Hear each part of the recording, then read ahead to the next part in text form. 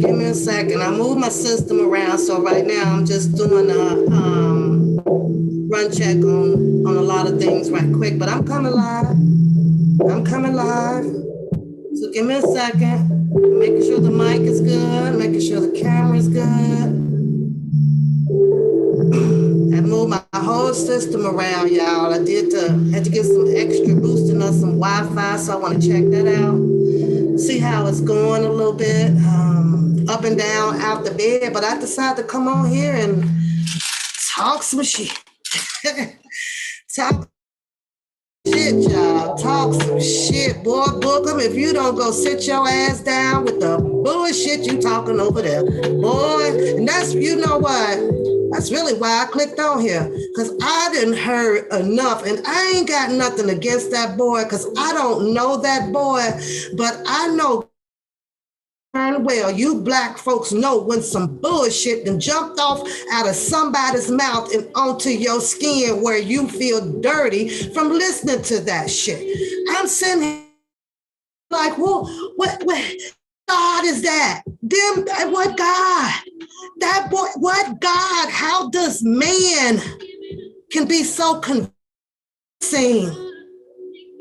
to people? I can't understand it. I'm sitting here going, these people over there going, yeah, I'm hearing some bullshit about lock him up. I'm hearing this nigga sitting over there talking about when his mission is complete, you know, he's going to rumble. Well, let me enlighten some of these dumbass motherfuckers on some shit and check this out. I ain't nowhere near DJ's goddamn attorney. But you cannot be that goddamn complicit of a nigga telling you that he finna have another nigga locked up and reopen up a case. Are you people on crack? I wants to know when are they going to challenge him to get off of his ass and go down to Chicago to the judge and tell that judge he wants to reopen a case against nigga that done served a time on a goddamn case. And then I ain't trying to call no fool, y'all, and I got to remain calm because I really get short of breath really fast. And you know, I dealt with this whole COVID shit and I'm good. I was listening to my one song I gotta play for y'all when I am going through some stuff. Tell y'all, because I'm back to book, so y'all tight on that shit. But this nigga running straight gang, man. He over there worried about 45 to 50,000 people in their chat. He wanted. You ain't good enough, nigga. Only good enough. You need to open up you a whole damn line. Just your shit lying. Just your shit that maybe grow some chat. I don't know, y'all. He worried about everybody else, all the wrong things, right? All the wrong things. But the most important thing that I really, really, really wanted to touch on, because you know a lot of people over there on red carpet with him listening to this goddamn bullshit, right? You sit over there, these people over there, he talking about some oh shit, Mariah, just stop. You know, this person 50,000 and this person got 20,000. I can't figure it out because it's 30 in a person's chat and woo woo woo, right? I'm gonna kill the music in a minute, y'all. It's just still running a test on it. So as soon as I get a green light for audio, then I can get to it, and I'm gonna show y'all. I'm coming on this screen ugly than the motherfucker right now. Coming same up, but before I y'all the boy, and you try not to let stuff rub you, rub you, right? But I was just, I'm down here and I'm rearranging I call it my studio office, right? That's where I'm at. And I clicked them on. And every time I click this boy on here, I don't know what it is, but my damn hair stands up on my arm. I wants to know, out of all of that shit he was over there spewing out his mouth, right? Where do you see any of these people names that he is calling out to have controversy about in the paperwork or on the stand that is attempting to bury Mr. Kelly? So how is the focus is not all the 100% on Mr. Kelly? Can somebody explain that? Because I guarantee you, I'm willing to put 20 grand on it. I always got 20 G's on stack. I'm willing to put 20 grand on this motherfucker, whether if he go, it doesn't matter whether if he lock DJ back up or DJ not back up. Is it gonna help Mr. R. Kelly? Is Mr. Kelly gonna be free from the bullshit he trying to do? What? I guarantee you, I will bet book 20 grand. Take your ass down there and try to reopen a case that ain't got shit to do with him. Nothing. Them people gonna look at him like, are you out your fucking mind? Well, according to your motherfucking track record, and I saw the mug shot that was put up by whoever that freedom of speech or that, you got a whole fucking mug shot. Who the fuck wants to listen to somebody with a message about somebody else with a fucking criminal background? Your goddamn self. He better be careful, because he just might open up his fucking past and the judge gonna be like, well, wait a minute, we missed some shit on you. We gonna lock you up first. Boy, this a trick nigga here. This a trick daddy nigga here, I swear. And shout out to y'all that like him. And like I say, I ain't got nothing against him. I ain't on that bullshit about putting him out no apartment and losing your job. But nigga, you is on some straight bullshit. I don't even know how. I can't fathom up how they listen to this boy. Ain't nothing about him that says God. Nothing. These black folks has chose a nigga with a criminal fucking record, can't pay child support, barely got a fucking job, over the real God. Over the real God, which is the person, which is the spirit that is down there standing over the Holy Ghost over Mr. Robert Sylvester Kelly. But they listen to this nigga all fucking day, dropping motherfucking money on that bullshit, and he ain't doing nothing but selling bullshit. And the shit, that's what's fucked up. So you have honest people that'll come on, try to, have of what's going on, ain't getting a goddamn dime, and this nigga selling bullshit like bottles of water over there. Them motherfuckers bling, bling, bling, bling. I'm like, what the fuck? What in the fuck? Ain't put a mother goddamn quarter in church this week, last week, week before, all this fucking year. But they'll pay a nigga $1 for a goddamn bullshit lie. Spend fire. I'm trying. And I really, really has pushed this COVID shit Y'all just don't know when, I'm not saying that I sat here as if, I was going to let it take over me, but you can hear my sniffles. So my apologies to that as well, but I can't help the sniffles, you guys. It ain't running or nothing. It's just kind of up in there, but baby, when you talking about the pain and the burning sensation through your legs. At first, though, Fire, I thought I was going through some gout. Girl, I'm over here Googling gout because, a lot of people that I know of, particular from my job or whatever, gout. And I was like, do I got fucking gout? Now I'm sitting up here like, oh, my Lord, I could barely breathe. Then I got a fever that struck me at 102. I knew then. I was like, okay. And close, but I went to the bathroom and that was different.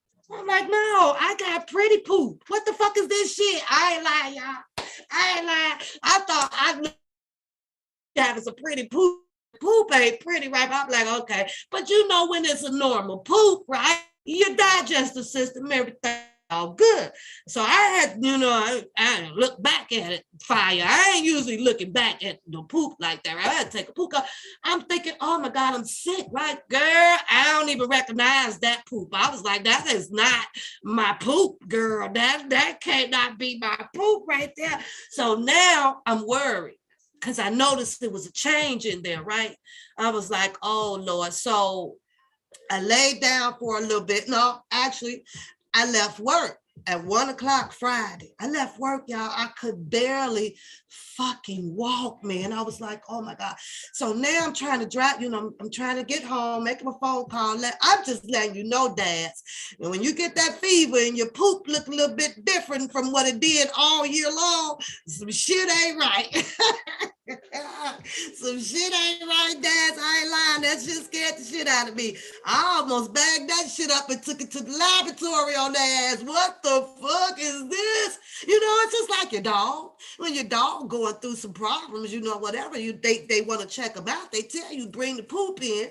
Let's see what's going on. Dads, I knew that wasn't them Apple Jacks, motherfucker, I ate the other day. How fuck you mean? It wasn't Apple Jacks, dads. Listen, I'm keeping it real, y'all. When I tell y'all them symptoms came where most. I pull up in, let me come on the screen because I ain't got nothing, but my hair ain't combed and my hat on and I'm sitting with a jacket. So it's all good. Y'all know what I look like. There it goes. There, y'all know what I look like. Sitting in the studio. I did some changing around and take that damn picture. I got it all cleaned up down here. So, yeah. Dads. I kid you not.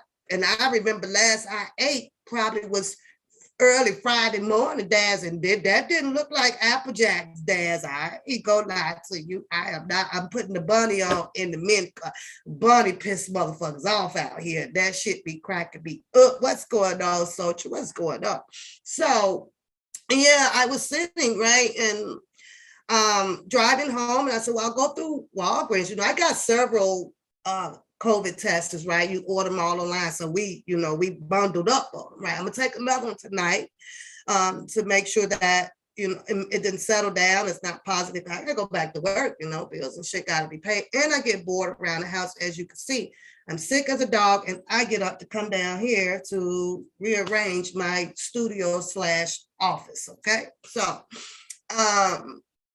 and go through Walgreens, right? She goes, oh, you got to have an appointment. Appointment? We talking about COVID. We talking about COVID, missus. But yeah, it's only by appointment. Well, what you want me to write in my obituary when I'm dead after I pull off from the drive-thru? The Walgreens won't take tests because I need an appointment. But here I am thinking that COVID is so important, right? It's spreading, and you don't want me to spread it out there and go over there. But these motherfuckers told me to pull the fuck off, go spread some shit, and make an appointment. Basically, because they wouldn't even see me. So I come home. And I took a hot shower. I'm like, okay, let me get the test ready. I can show y'all. You got to put the liquid in the thing and pour it. I'm burning up, cooking hot, y'all. I'm cooking hot. The chills comes every 2 minutes. Now, I know I ain't goddamn pregnant, right? I ain't pregnant. Oh, that's another story. But Y'all, the chills was coming so fast. I could not control them. I'm like, oh my God, I'm just dying. And I know I'm not dying, right? No, I'm not dying, but I'm sitting here like, okay. And I'm mixing the stuff and stick the tube all up your nose and put it in the thing, you wait 10 minutes or so. So yeah, I have a lot of the home testings. Yeah, I showed you guys on the screen the other day, right? And um, I'm saying, okay, well, let me finish reading the paper, see what they say about the damn results and shit. And look, one line came up, like you're pregnant and shit. You like, oh shit, one line, oh, another line come up, bitch, go to the pamphlet, y'all. Fuck, it's 2 lines, 2 motherfucking lines. Y'all, the goddamn thing said positive. So I was like, are you kidding me? You got to be freaking kidding. Y'all in my office now, okay? Don't be trying to steal shit and book them over that screen copy and shit. Hit that my name back there. That my name on my shirt. Y'all see it. Y'all see it. That's who I am. But I'm packed to y'all in one pack. Okay? Let's keep it like that. But anyways, right? I'm sitting here positive. Now, what the fuck do I do?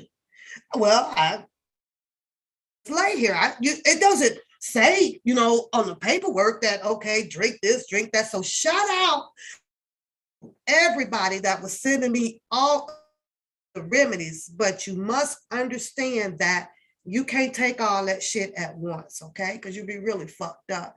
So I took the advice of one of my good pals, good friends, and it was all herbal, okay? A little expensive. I had to go shop around for a little stuff, my kids and everybody helping me out and everything. How do I feel now? Like 80%. I don't feel 100% right now. I really don't. Some of it, I feel disoriented for a minute, and then my memory is like over there, so I have to focus a little bit more harder. And it's the breathing, and then it's but the gone, the fever is down. Once you get that fever down, the poop goes back to normal. So I'm just letting you know, y'all. That is what scared me the most. Hello, stand up. That is what scared me the most. I'm like, I always thought my poop was, was pretty. Ugly as shit, right? Ugly shit when you see it abnormal. I'm sitting up there like, oh my God. I was freaking out. And there I knew something wasn't right. But I look at the COVID with me as that a bad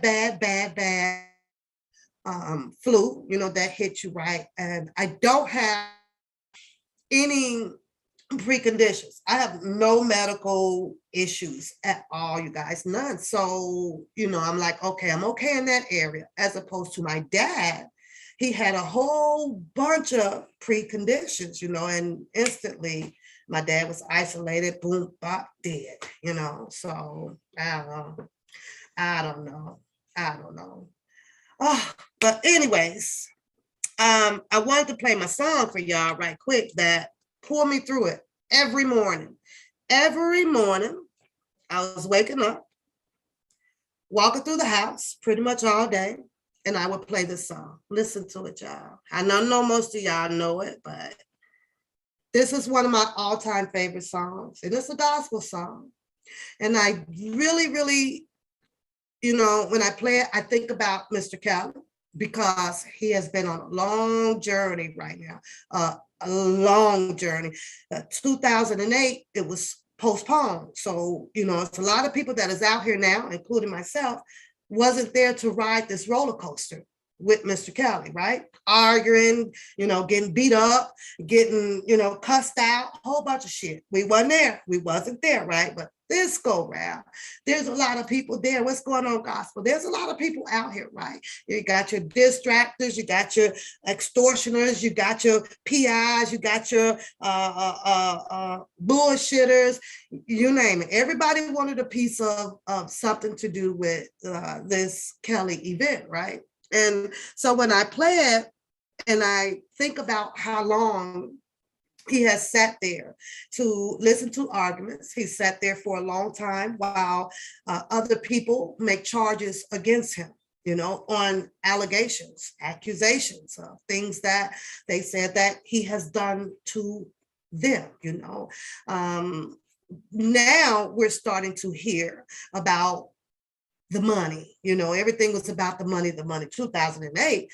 We didn't know all about this. We didn't know all about the damn Susan Logan and all this stuff. But these people was, making a whole bunch of money off of not making it, but extorting it, in a sense. So when I played this, and I have to tell you, it was building my strength up. It was building my strength up because I'm just meditating on it, and I'm pushing it to Mr. Kelly, right? I'm like, he ain't tired yet. I kept saying, I'm like, Mr. Kelly ain't tired, because he's sitting right there with these people saying, bringing it on. And I sure do hope that he does not get tired, because the strong will survive. And they do stand the tallest out here. And everybody kept saying he's in a spiritual warfare. He's in a spiritual warfare. But this is my song, y'all. Gotta listen.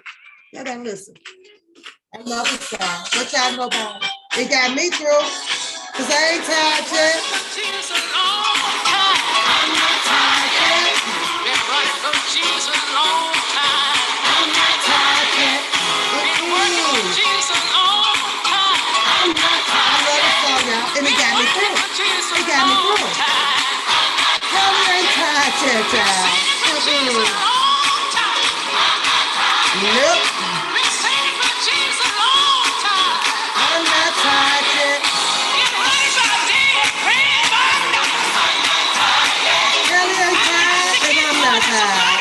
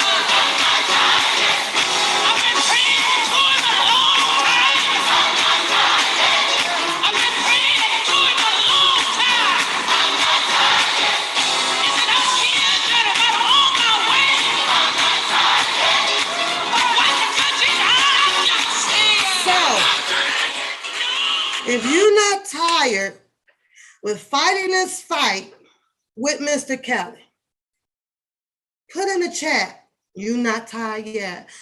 I'm built to endure a lot, you guys. It'll take me down momentarily, but I ain't tired yet. I ain't tired yet. And I can tell with the fight that Mr. Kelly has to go through, and these punches that they have been punching, y'all, they have been punching.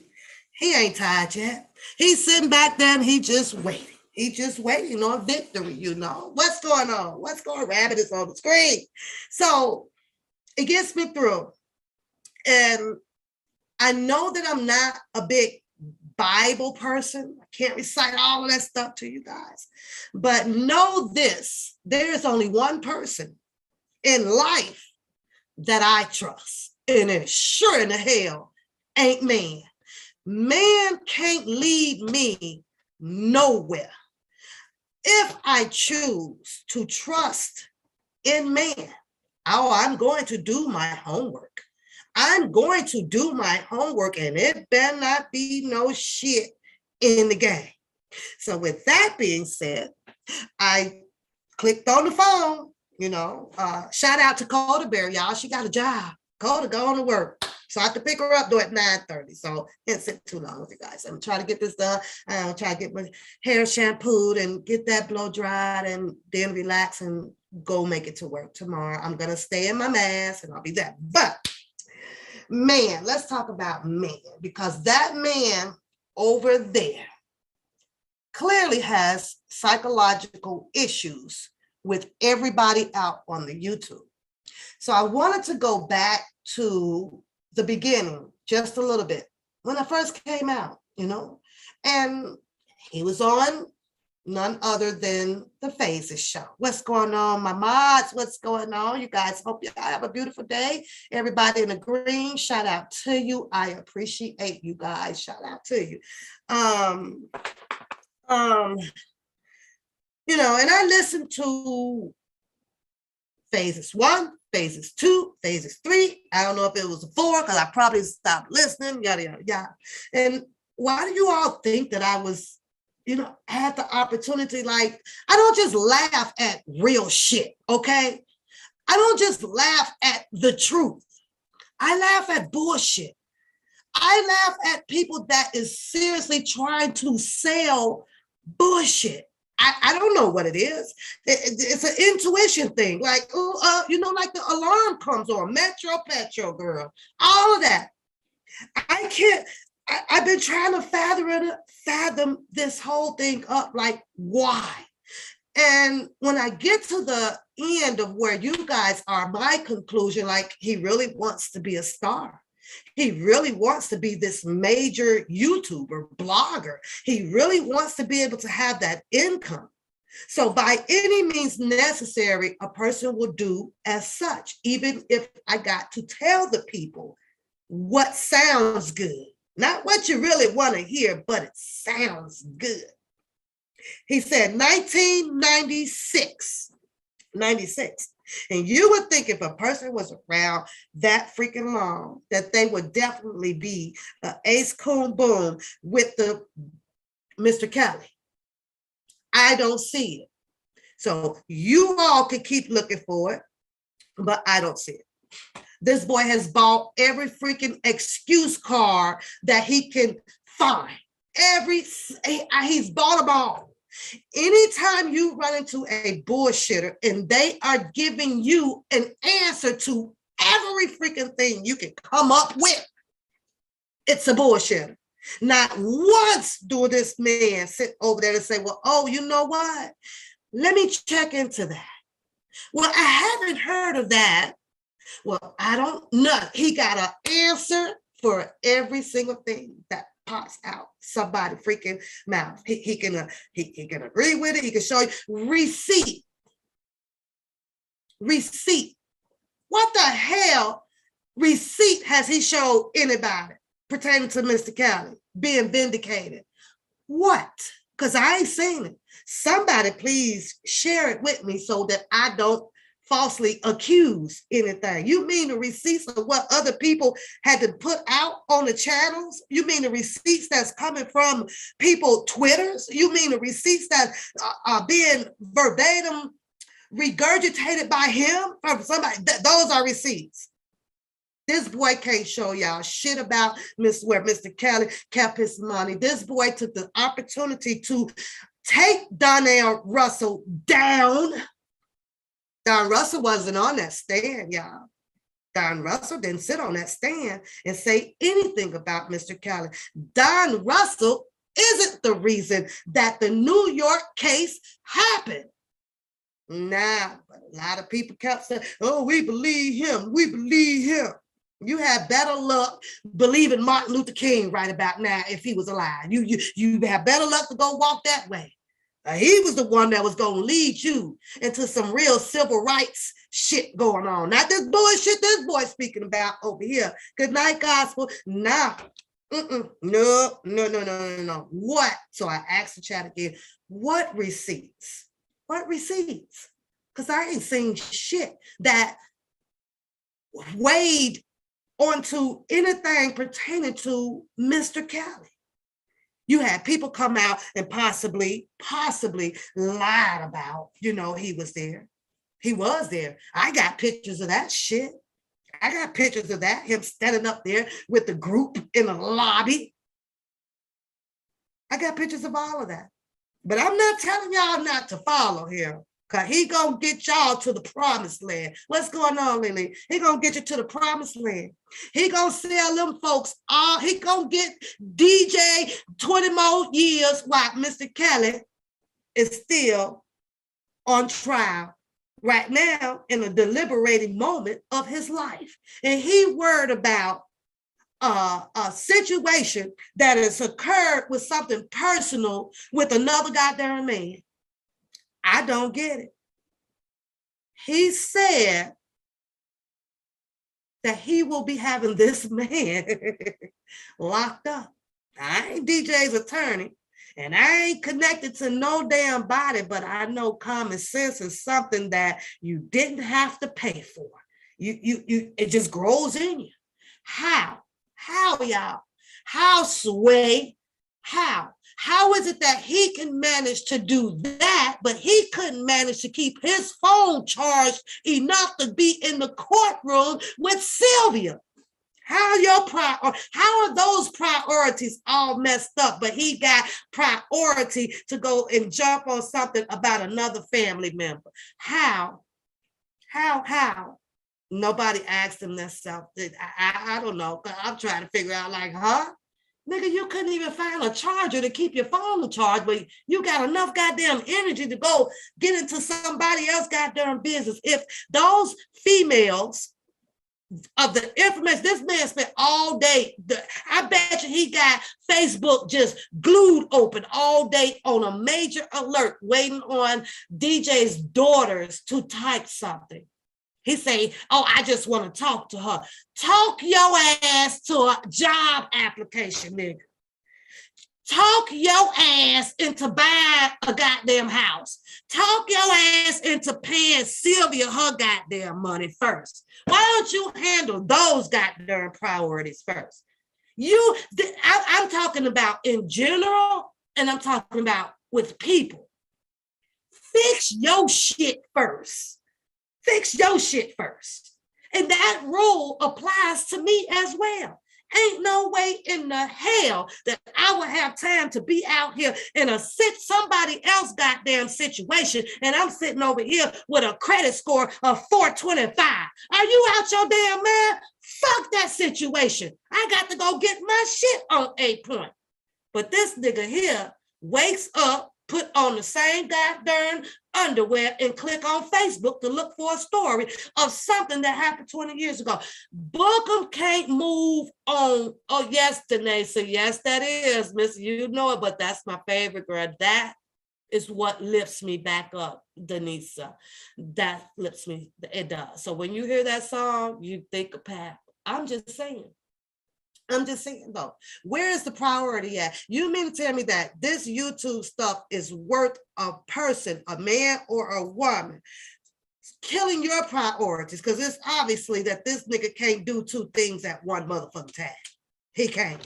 Because if he could, he'll be in a motherfucking house right now and trying to lock up DJ. But he ain't done that shit. He done locking up DJ.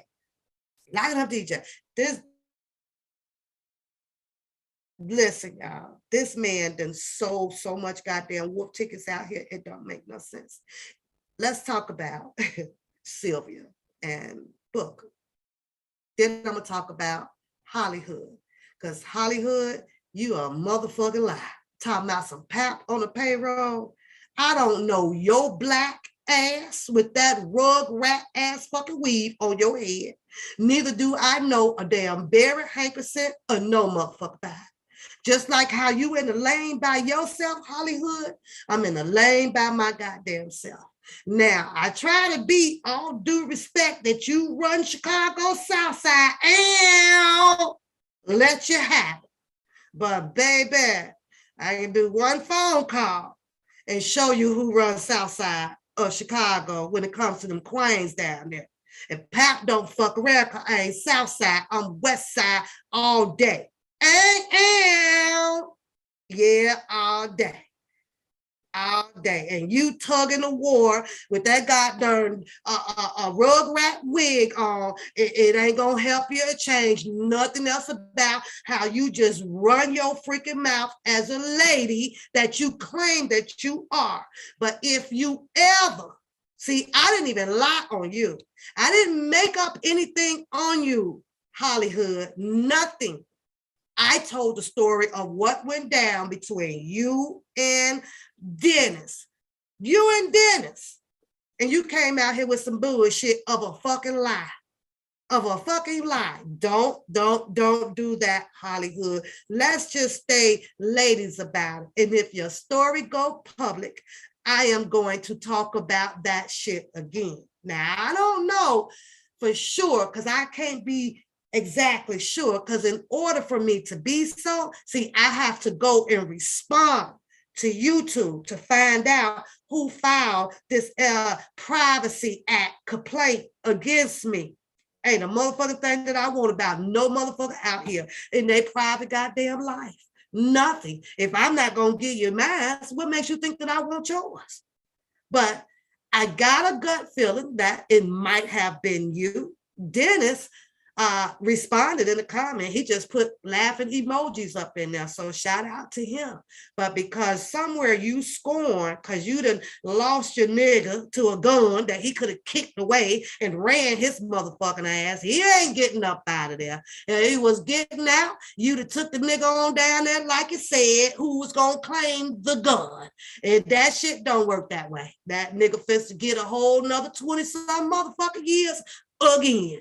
Let I be his goddamn probation officer. You niggeros is gonna learn today. You know the white folks ain't playing. What that nigga do? Look down at the gun and say, oh, that gun down there. Police rolled up on him. And you came out here with this old lame ass story. We know whose gun it is, and he just got to go and claim it so he could be out. That nigga ain't getting out with no felony. He shouldn't have been standing beside. He should have been praying. As a matter of fact, he should have had a seizure, act like some shit was wrong with him. I don't know. But don't lie on me, because ain't nobody paid me no 10,000 of nothing. The 10,000, if I choose to show it to you, baby, that's my hard working goddamn money. That's mine. That supports my home. That takes care of my children. So don't you ever put those allegations out there like that on me at all, because I did not lie about you. Neither did I call you no names or any of that stuff. I know how to keep it classy. I'm not the one out here with no goddamn crack record. I don't have that. Hair flip. You 45, you still over there. Girl, go sit your Byron ass down. Because this ain't even about me and you. And it's never going to be about me and you. Ever. Never. Pap stayed in her lane. You came out here with the shizits back in 2019 with the how you my channel. Sound like I was pulling up Burger King ordering the motherfucking #1. Man, take your order, please. Get the fuck out of here. You came out here with that shit. If you was for real and you was standing on for real, you'd have came out here like old Pat did and just started telling the story. I ain't high for shit. You the one did one. Your focus is you got 20 motherfucking jobs all balled up into one. CNA, you stay in all goddamn 50 states. You in Florida, you in Maryland, you in Utah, you over here, you over there. Girl. Wrong one, Hollywood. So let's keep it ladylike. Let's keep it ladylike. Let's keep it ladylike. Do your show over there. And I've been knowing you've been doing bullshit for 3 fucking years. And I ain't next said one damn word. My story was to be laughing at Byron sitting there talking about some orangutan damn tits and 1 foot in the car and 1 foot out. But I'm over here laughing at the fuckers. When is he gonna pump some gas? Because that nigga held up the pump for 36 goddamn minutes. I'm over here on that. I wasn't over here on your ass, and I can't stand to watch it because I ain't watching no motherfucking bitch sit here and just string along and pull hair and pull hair and pull hair. Didn't you do a mirror check before you brought your ass on the screen? It ain't even no fan blowing and your shit tangling up. I'm trying to understand the difference between Yaki and Rugrat. I don't even know. This shit is confusing. 1 minute, I want to go try to put it in or do something, but you people like you confuse me with that shit. I'm just going to have to look up and see what kind Beyonce put in and just go on and break down and get an $8,000 hair wig. You don't know if you're coming and going with that shit on. What I like to see, though, is you take it off. Take it off. Can you rock your short hair? Don't care. And no edges? Girl, you still gonna be the shit. And you still gonna be the shit. I promise you, because can't nobody do nothing to hurt you, girl. Rock your motherfucking no edges, short hair, baby. By that long hair, you gonna one day fuck around and do the and pull that shit off right on camera. And I'm gonna be over here cracking the fuck up. I'm gonna be cracking the fuck up. See, it was never about you and I. I just did my commentary, laughing at Byron. Actually, was a star of the shit, not your ass. Byron was the starring actor of the shit. You just so happen to be in it. Now, I'm going to be sitting right here for the duration of the goddamn porn. I am. And he done told you, try him. Now, I ain't scared to look at porn. I'm going to sit right there and look at your long ass. I find the shit amusing. Because I may have some recommendations of a lifter. Now, that's it. That's all.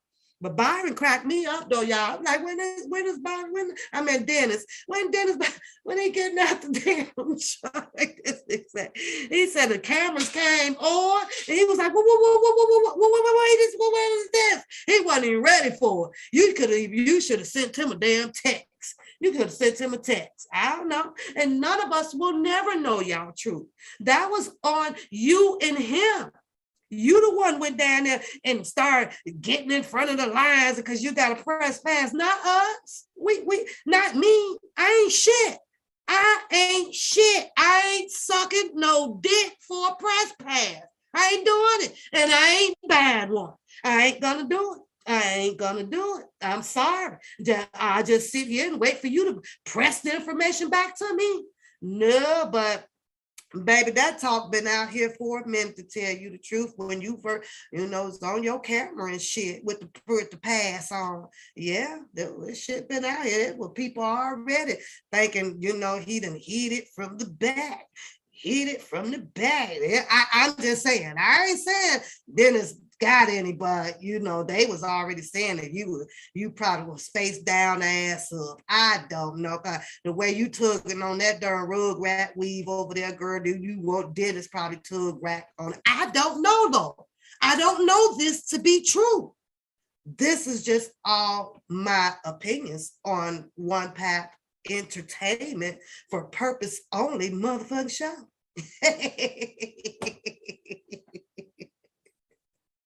Book them, don't you go nowhere, because I ain't even done with your ass.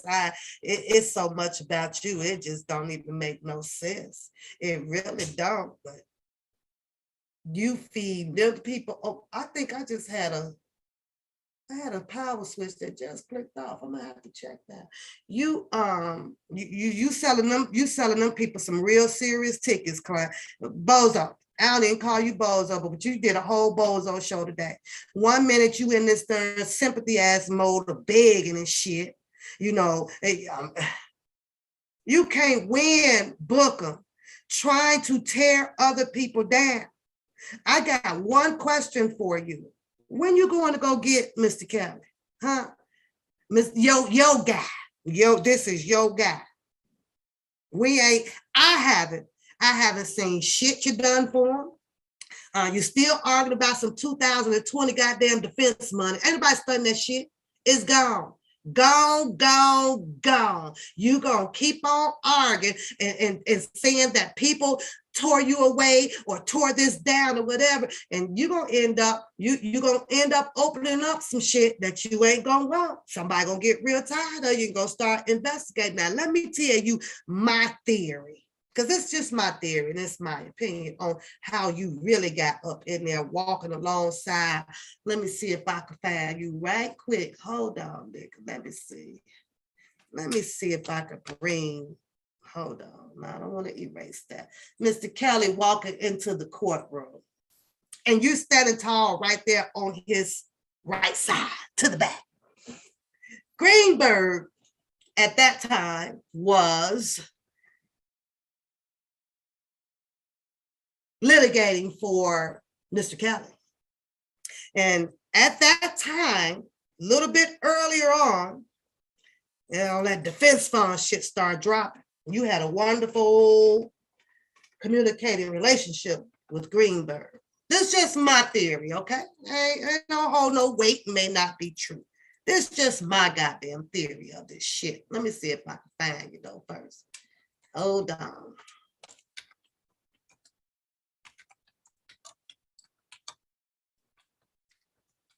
I should have put that over here in one of, let me see, come on. Oh, yeah, you was walking in there all nice and cool and everything. But at that time, I believe that you were really, cool with Greenberg. Doug Anton, those people. You're walking into the courtroom. I believe the Greenberg allowed you to be there. I do. Because you convinced him. Kelly just getting caught up in the situation, not really paying any attention about who was who. Security looks nice around Mr. Kelly.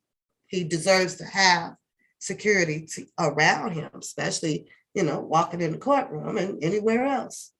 So let me see if this is the video with you on it with Greenberg. Let me see here. Doug Anton, you know your people. These was your people, not my people, they're your people. I don't know. But that's where I believe how you got in very close to Mr. Kelly. Mr. Kelly just going with the flow.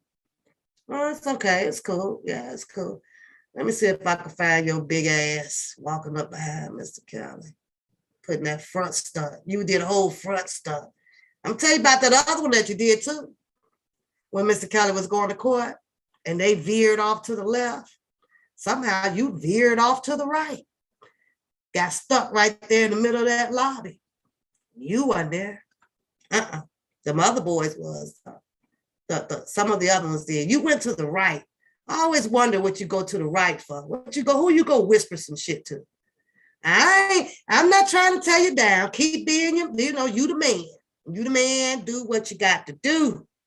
All I'm telling you right now is that the shit that you're doing right now, they getting ready to deliberate on Mr. Kelly. They're getting ready to deliberate book on Kelly. And you send your ass over there with the priority of reading some allegations about somebody else who's not even on the stand, who's not even in a courtroom. That does not make sense. It just doesn't fit what you're doing. It doesn't fit what you're doing. I don't know. Do you say, Shining, you won't,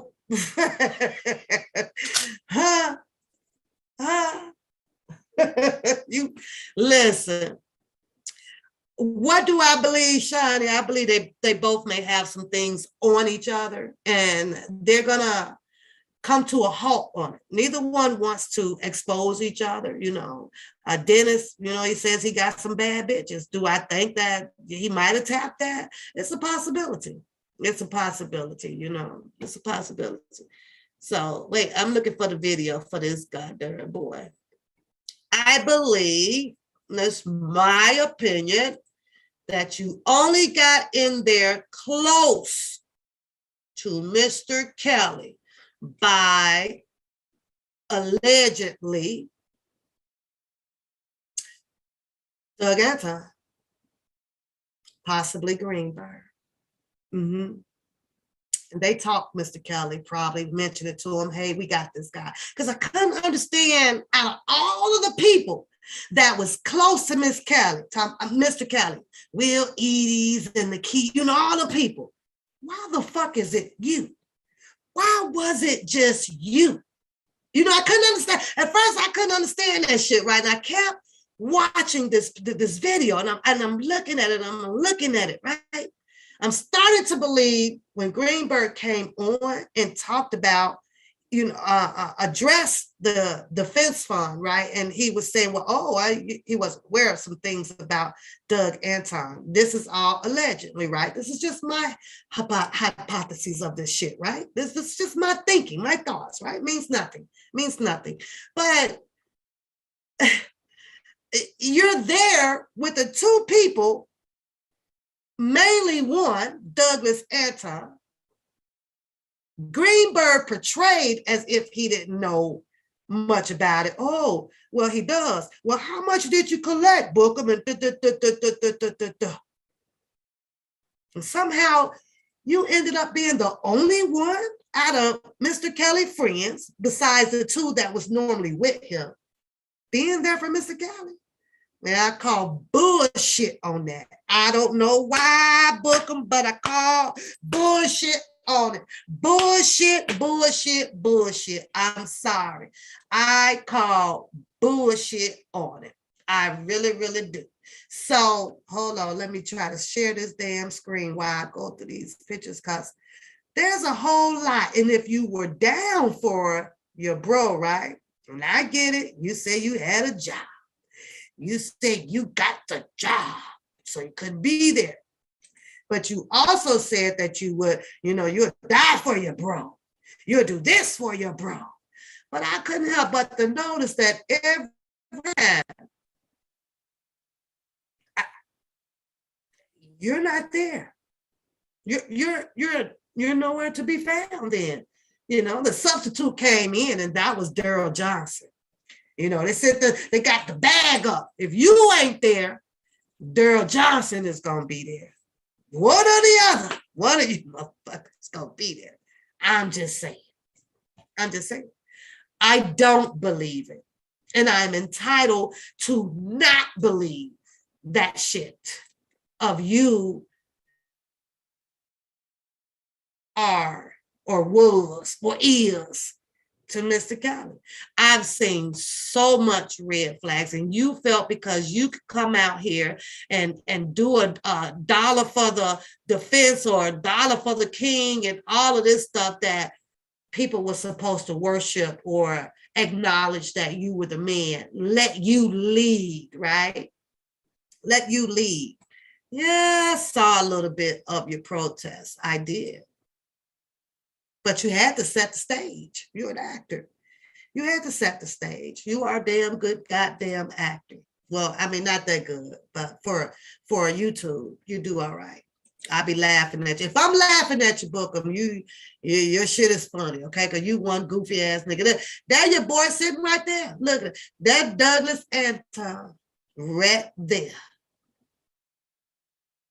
Nobody could figure out who brought these people in, what convinced Mr. Kelly to work with these people. Everybody was trying to figure that shit out. But as they were working with them, you went to work with that one. And then that one back there ended up off the case somewhere, right around when that goddamn defense fund ended up being a disaster. And then this one right here, the Greenberg, well, he decided, well, we'll just let New York go first. And I went back to try to find a motion where he fought that. It says, no, we're going to take it here first.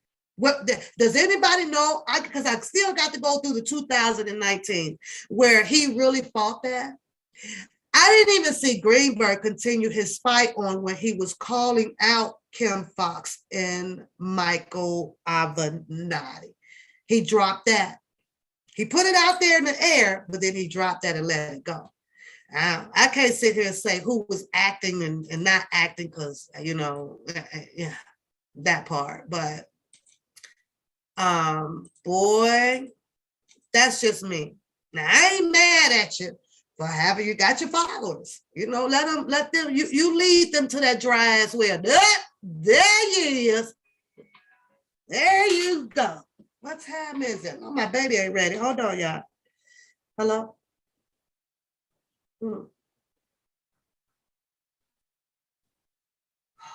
Code. Didn't I write it down here?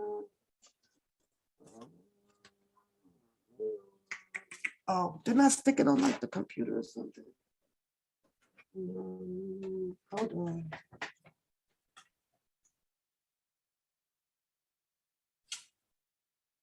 Okay, I'm gonna have to go upstairs too. I'm gonna tell you because I thought I wrote it down.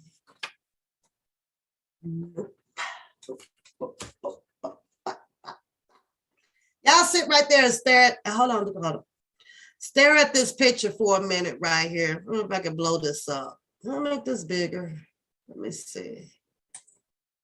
Nope. Oh shit. Wait, go back. Right there. That one. Nope. That one. Y'all look at that for a second and I'll be right back. I gotta go get something for Coda. Y'all, she needed it for her job. So give me a second.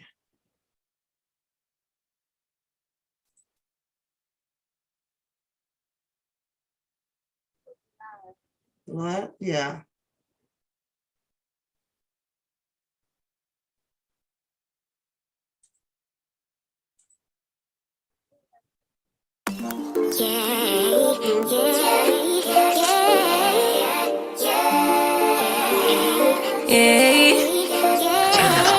Bad little flex, she wanna know me. I stay low key, all gas, no brakes. Baby, let them hoes sleep. Body on 10, make your girl OD. I get in my way, never out of my lane. Feel like you the one and I'm on one. So what it's gonna be? Baby, squad up, we finna go deep. Riding on a team, got what you need. Baby, won't you keep me company? Give me something to do when I get lonely. I got something for you when we get home. If you let me put it down, when I hit the town, you should ride on me. Keep your minds on me. On try, baby, I think you should side with me. Stay solid one time if you lie with me. Just promise you never lie to me. Keep the moves on tuck, I know it's all up. Everything good, keep the vibes on crush. I know it's all good. Know it's all love. Know it's all love.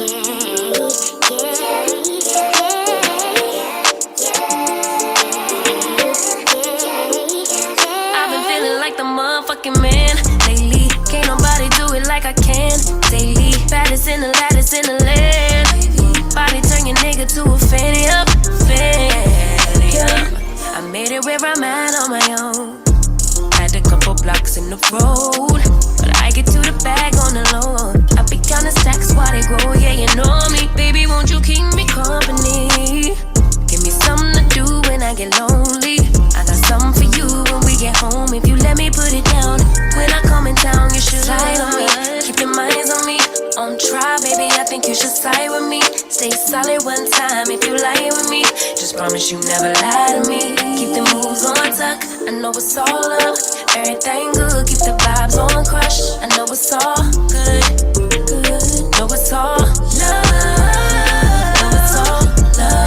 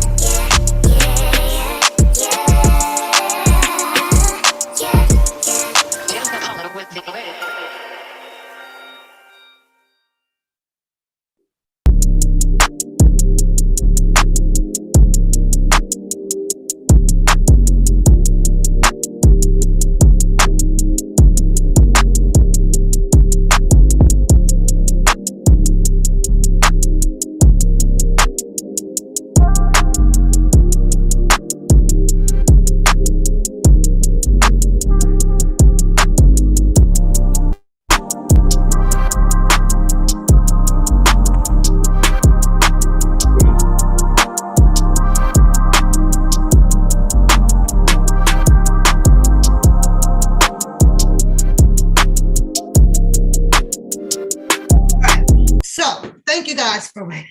Coda needed some information for her job, and I won't let the important documents get in her hand right now. So she has to just call me. But if you pay attention to this picture here, then he has the other video where he walks in, right? So this is the one guy, I believe, who Shabazz talked about one time, about, their nationality and who they may be, right? For some reason, Shabazz interviewed he's got something to say about everybody else. He'll tell you what Jennifer Bonjean mistake is. He's gonna tell you what Nicole mistake was. He's gonna tell you what Greenberg full of shit. He's gonna tell you all that. And out of all of these people that Shabazz talks about, for some reason he leaves this one out of the equation. That's my guy, I don't have anything bad to say about him. And I'm thinking to myself, but hold up there, Shabazz. Yes, I'm back, babe. Hold up. Everybody else around the equation of Mr. Kelly was either this or that, right? But he won't touch on this one. He does not have a story for this one. Shabazz tell the people that he been out there a long time. He did interviews, he did this, he did that, he did this, he did that. But Bookham says that he was there too at 96. He separated because Mr. Kelly paid for him to go to school. Still no receipts. Still no name of the schools. He came and told people the same story of what was that the Bonjean, what was the boy name? He took that story, right, and made that him. Bookham did that. Everybody was okay with that. And I'm not trying to tear him down. Go follow him. Go follow him to the mountaintop. I wouldn't give a damn. Pap ain't going. I'm just wondering why it is that Shabazz, being around Mr. Kelly and all out here in the media, and he runs as is, and he's got all of these stories, right? Besides the interview that they did that was supposed to go on the as it, I don't know, what was that little movie clippings? You know what I'm saying? And Booker was in that little part, but then he asked, well, I'm not to be in that, and right? And of course, Shabazz stopped talking about him on that one. But it's got to be more stories about Booker if he'd been around since 96 and Shabazz knew everybody. I'm like, where's the stories about him? Are you going to tell us if he carried the luggage? What did he exactly do, Shabazz? But that's, I don't have nothing bad to say about him. Well, tell something good, because you ain't told that shit either. You ain't told bad or the good. You're holding out on him. I just can't understand that. I can't understand that to save my ass. Then if you go vice versa, let's flip it up, right? Let's flip this up. Booker can't tell you shit about what's her name, Nicole Becker, or none of these people. He can't tell you shit. So if he's that guy, then why didn't he having the same type of interviews or whatever that Shabazz was having? How are you going to solve the problem on pointing out who was doing what to Mr. Kelly without using the people on the YouTube streets? Everybody on the YouTube streets, quote unquote, is the people that is responsible for Mr. Kelly being in the position that he is in. It wasn't Don Russell. I don't know Don Russell. I'm not no kin to him or nothing like that. Everybody heard the phone call with Don Russell and Tim Savage. You hear that man trying to talk down a situation to make men's in a situation. Hold on, you do want to be there for your daughter. No, I don't. Yes, the fuck you do. Let us handle this. We don't have to go there. We don't have to go there. Shout out to you, sweetheart. Thank you, love. Thank you. We don't have to go there. You kept hearing Don Russell say those things. How does his story get taken by two people? Hollywood, you tore that man down. You tore him down because he wouldn't give you no goddamn paperwork. Let's keep that shit real. Your whole panties got in a goddamn bunch. Or, they say you taping something down there, but that's TMI. I don't care if you swagging 8 inches long, ain't my business, whatever. And then Bookham got his panties in a bunch about Don Russell, because Don Russell came out here, in my opinion, with way more information about helping Mr. Kelly than he ever had. That nigga ain't had he was trying to figure out where the paperwork at. That's the only shit that he was trying to do to the people. Oh, I'm gonna go here. Oh, I'm gonna go here. I'm gonna go here. I'm just saying though, y'all, that's just the word on the curb about the, the tape and inches. TMI. Y'all go hear me. Y'all know I throw some little ones in there, okay, every now and then. Y'all should know me by now. You understand the way I talk, and throughout my commentary, this is gonna hit some of everybody. It's gonna hit some of everybody. I ain't shit sometimes, but I'm good people, y'all. Real goddamn good people, I'm telling you. But I just don't, I'm allergic to the bullshit. I'm allergic to the bullshit. But and this whole YouTube stuff has been nothing but, really bullshit. I'm just saying, those two people got mad. So they teamed up on it, especially after Skeletoscope started dropping her stuff with the pictures, up on there. So it helped painted that whole goddamn narrative together. It did. I precisely said that, boy, if people were really serious about this stuff, even though everybody's trying to be a private investigator, right? Got their own detective ways going on. You got to mess around and put something on people that is not true. And they have all rights to come out here and sue people as on defamation of character. They do. And I'm just saying though, if Bookham's sitting over there trying to chase a 20-year-old dead ass story, that if it's something that is within that story, that's something that those kids have to pick up. Who the fuck? This like a homeless ass fucking man coming into the courtroom right now trying to say something on behalf of R. Kelly. Seriously? That's exactly what this is equivalent to. You got Bookham over here on the whole thing trying to reopen a goddamn 20-year-old case and finna go dig up a dead ass body for some people that he didn't even fucking know. He didn't know these people. So how the fuck do you have the audacity? Well, we going to go get, what's the boy name? Jimmy White, Reggie White, what's the boy name? And me and those people family working on it. I'm sitting over and saying, what the fuck? Nigga, you need to be working a job, a job. His focus is on going to go dig up a body with the white family. 20 years, who could possibly be that goddamn angry? Who? To jump in a story that you know nothing about. I'm going to go help them. Help them. Help them. I need to go get my judge license and have your ass come on right on. I'm gonna take that case. I want you to bring that shit right on in my courtroom, boy. I'm gonna do you worse than Judge Judy on this. If you don't get your motherfucker, I'm gonna start hitting the gavel. Get your ass up out of here with this. What's your credit score? Then why is you here? You own a house? Then why are you here? You own your own car? Then why are you here? Larry White. Yeah, the white family. These people literally went out and searched y'all and made some good money off of the damn dead. Off of the dead, y'all.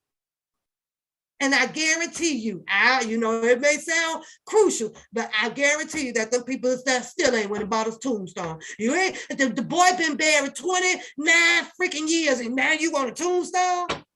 You have to be glad that the goddamn grass getting cut around. And I know that sounds harsh, but 20 years. If my dad ain't got a tombstone in 20 years, let the grass just grow up around my dad. 20 years. They gonna cut it and clean it up out there. But this boy say he finna go and reopen. He finna go and reopen. Help the White family. May Larry White rest in peace.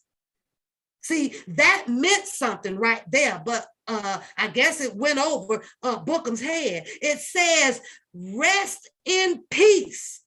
You can't come out here and say, rest in peace, but sitting your ass over there trying to dig the boy up and go back to court. You in violation of peace. You in the whole violation. You in violation. You don't know what peace is. You disturb that peace, boy, and them ghosts gonna be hunting your ass for the rest of your damn life. But that's that picture there. And as you can see, you all into this man's mouth right here because he's whispering something to Kelly. You ain't even focusing on nothing to your left. Somebody could have attacked Mr. Kelly in this picture because you too busy want to know what this, I don't know what his nationality is. You want to know what this man's saying. You know that this man right here is here to represent Mr. Kelly, so you know he ain't about to attack him. So I tried to figure out, and I studied this picture. Why is your ass trying to read this man's lips this damn hard?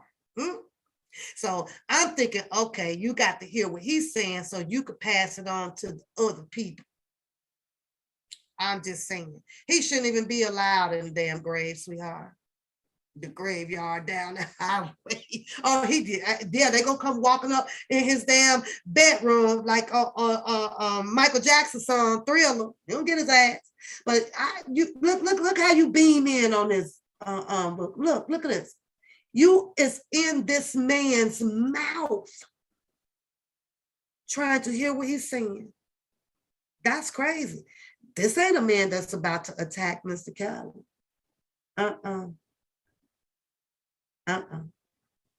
But I studied it, and I looked at it, I watch you walk in with him, and that's your proof on how to get things out to the people. Yeah, that's your proof. The green bird there. That ain't you there either, nigga. That ain't you. That ain't you. That ain't you.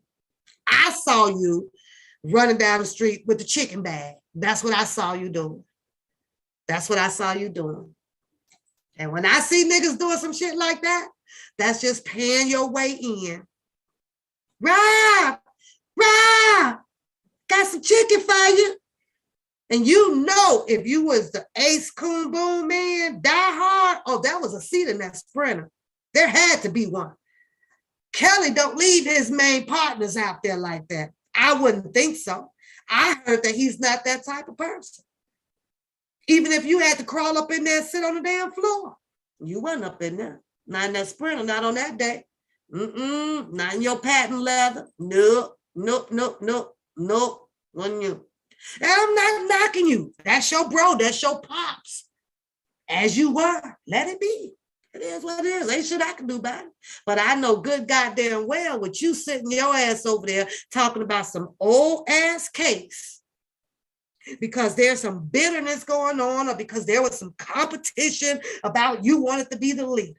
I'm gonna tell you what you did to Blockbender got their audio too, because you chopped that shit up too. Yeah, you chopped that shit up. Blockbender was basically telling you that nigga, you talks too much. Well, nigga, since you want to do the whole I thing and ain't nobody following by your lead and your rules, they left your ass. That's what that audio was. That audio wasn't nothing about how your ass flipped that damn story over there.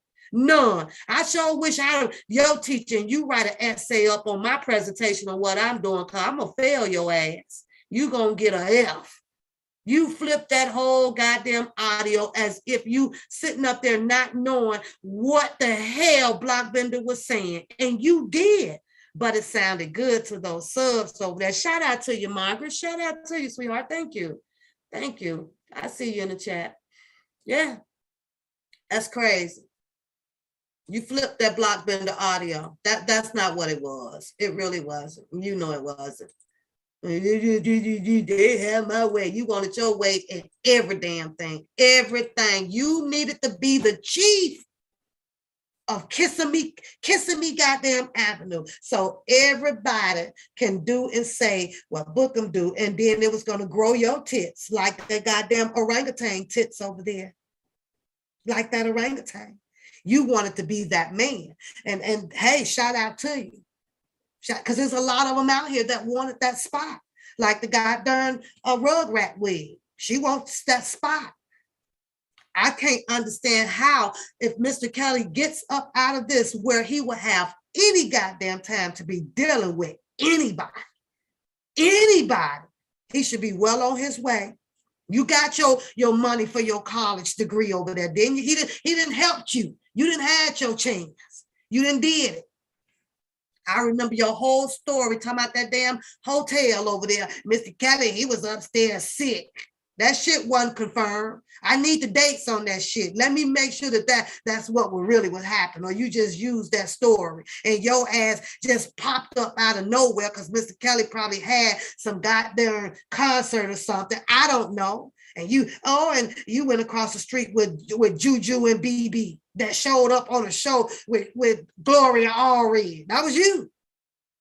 That was you. Juju and BB, that's what I call them. Tell me something, we was under the influence. But you the one said you hung out over at the damn club with old Red. You did. There was no proof that it was actually Mr. Kelly there. You just said that he was there. And I'm not riding your ass to keep up no bull stuff like that at all. I'm not. I just like talking about y'all shit. That's it. So you head on over to Rumble. But Pap ain't coming. You ain't got to worry about me. I don't even know what a goddamn Rumble is.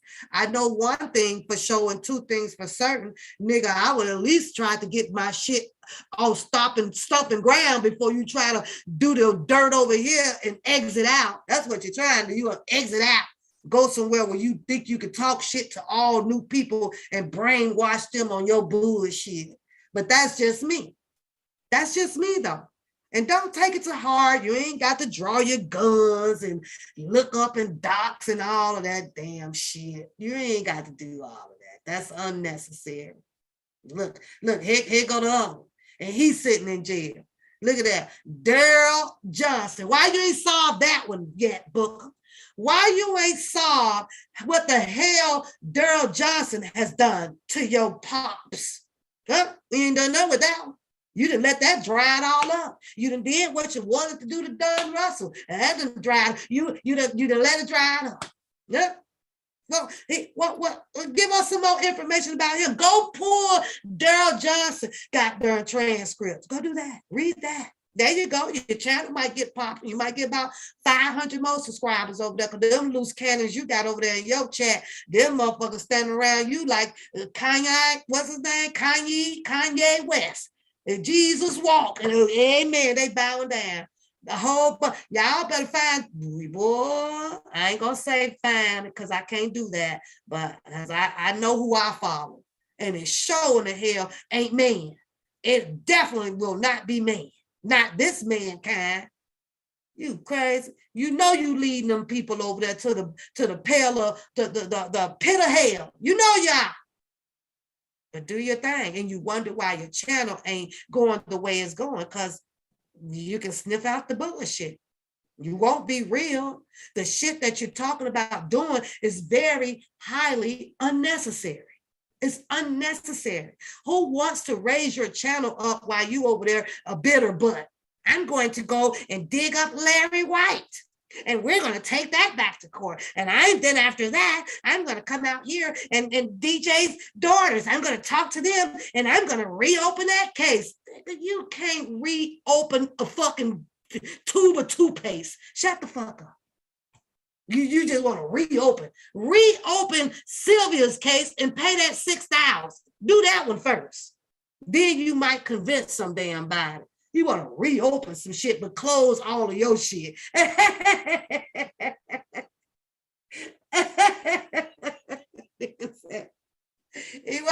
You want everybody else shit open. No, close yours. That was just you up at the courtroom the other day trying to give evidence of some bullshit and court ain't even started. That's a sign of guilt. You don't never sell yourself first. You let the person who has a problem with you bring the smoke. Ain't you learned that shit from Mr. Kelly's case? Do you see him talking? Did you see him offering? Did he run down there and say, well, I got this to prove my innocence? And your big bone dry ass over there, old ham hock, talking about, well, I got my stuff already. So we don't even have to have court September 14th. We can just let the judge decide now. What type of fucking boonafoonery did you try to sell to those people? And you know that shit don't work that way. You bring your shit with your unpaid litigating attorney that you just psyched everybody else out for. When you said that, but they need to return the money. When you gonna return some shit? Because you went over there trying to give evidence up without a litigating goddamn attorney that you said that you needed to, you was collecting money on that. I wonder if you got that rubber ass nickel I sent you. Did you get that rubber nickel? That motherfucker bouncing everywhere. You said that. But, you know, I laugh at it though, Bookham. Let's keep it real, right? Because I ain't the one that got to fall for your shit. I ain't the one falling for your shit. And you better be careful what you do to Scope, because she just might turn on you. I'm just saying. That girl over there, boy, I think when all is said and done, I think she might end up dropping your shit, boy. Now, I'm just saying. That's just my opinion. I'm pretty good with that, with the left eye. I'm pretty good with the left eye, book. I'm just saying. Look at Daryl back there. Daryl and Greenberg. Turns out Daryl is a crook. Turns out Greenberg decides to not put a motion in to help the case stay in Chicago where it should have been, and fought his ass off for it to not get to New York. But Bookham comes out and says, oh, it was because of Don. Then it was because of Ronald McDonald. Then it was Burger King fault. Then it was DJ fault. Then it was this person fault. You don't know who damn fault it was with, but Mr. Kelly case being up there in New York. Everybody except for the goddamn Azarel. It was about Azarel. It was about Faith Rogers and who else, y'all? Somebody else. Them the people. Those were the people. And what the law said. They conjured that shit up.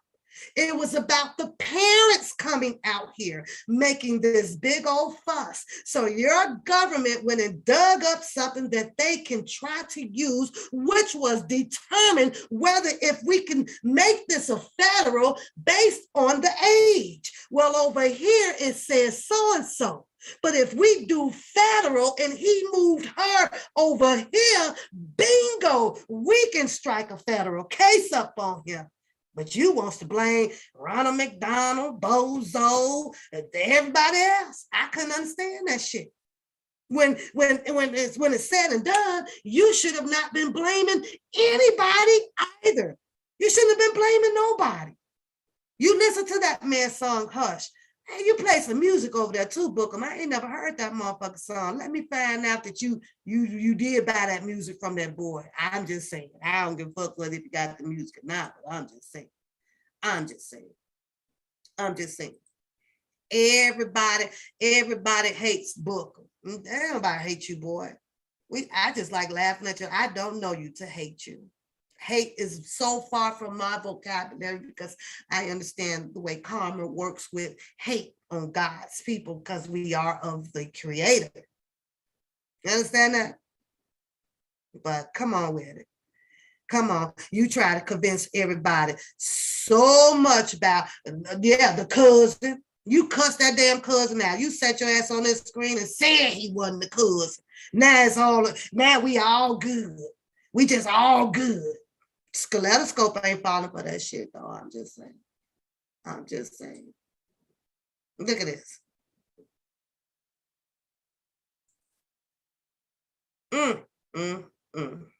The people who you really should have been at, you didn't do it. You didn't do it at all. You ain't have, you would come on after you done went and retrieved the conversations and the messages and shit and then put your commentary together. Because ain't nobody got commentary.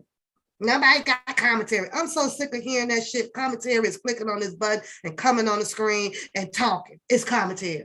You mean don't nobody have the type of commentary the way that you're speaking it? Because there's a lot of people out here that's just not speaking bullshit. Ain't nobody got commentary. Ain't nobody got commentary but me. I'm sitting here like, what the fuck?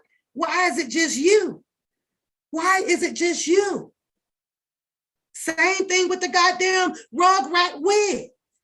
That's I'm the only one go tell it.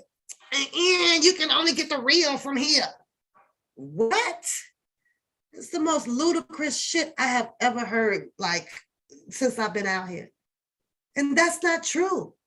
That's not true, Hollywood.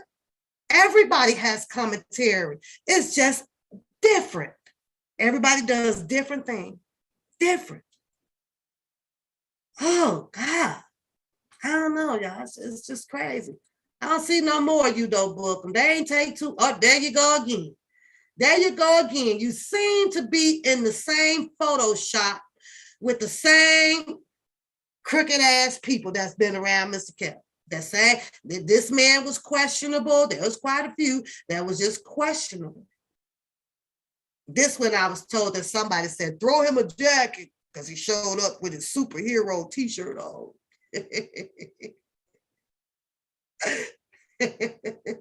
That picture right there, Booker, is the picture that you absolutely love. That picture there warrant your ego.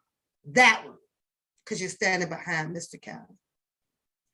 But yet then you came out here and did the absolute most fuck shit ever. Ever. I can't understand if Mr. Kelly is not talking and he ain't telling people about their lives except for what was in this book that's behind me right here, Soul a Coaster. He told his story.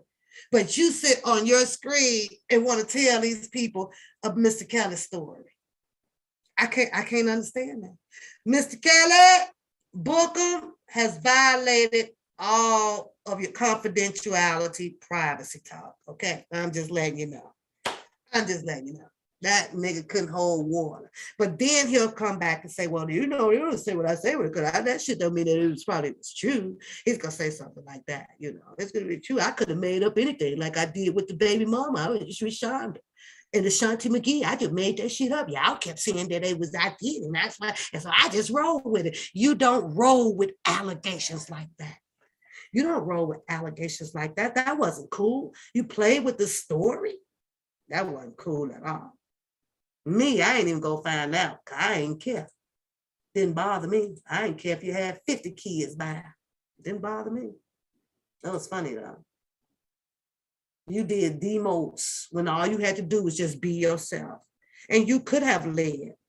But because the old fuck shit came up out of you, you couldn't help it because you wanted to be king. You want to be king of the crowd. As if Mr. Kelly had some money to give you. He ain't got no money. Like, what did you want? Where were you moving in? Like, all of this was just so unnecessary. And then the hatred came. All of the hatred came, of this or this or this or that. I don't believe that Sylvia now I'm at this point and I watch Sylvia. Sylvia has stuck it out. Sylvia had done her shit too. Sylvia done her shit, but she done her shit under the spell of you. She done her shit under the spell of you, pleasing you because of the persona that you put out here on these people. I'm the man. I know him. I can get in there. And I know that. He loved telling that damn story, though, y'all, when he was down there. Well, Sylvia, she told him where he was at the gym. He loved telling that story. I be cracking up. He loved telling that story, though, y'all. You know what? Had you people not come out here to try to do some private investigating shit, blaming all of the wrong people for things, this stuff would not be where it is today. Knowing that Mr. Kelly had certain people around him from some time or another, and those are the people that was on those stands. Who was on the stands? But y'all went and want to put nitpick and put everybody else up in. You put Sylvia, in my opinion, under that spell. Sylvia wanted in really bad for some whatever reason. I don't know. I want to help. This is so sad. And it's only fair to say that if you're going to point fingers at Sylvia and to say, well, Sylvia did this and Sylvia docs this and Sylvia, but y'all was a team. So if she did it, then you did it. If she go down, then you going down too. Like, what sense? That's like Batman and Robin. How the hell is Batman gonna sell Robin out, and how Robin gonna sell Batman out when they both started out together? The best thing that they could have done with that story was just leave it alone, but not conjure up being jealous of each other or angry with each other because they both got shit on each other. I can't understand that. I can't understand that. It was her. It was her. It was her. It was him. It was him. But y'all was a team. But they were a team and tried to break loose from each other. Y'all, that shit was crazy as hell. I'm sitting over here like, mm, mm, mm, mm, mm. Boy, please. Boy, please. Uh-uh. Oh, who's on there? Mm, mm, mm.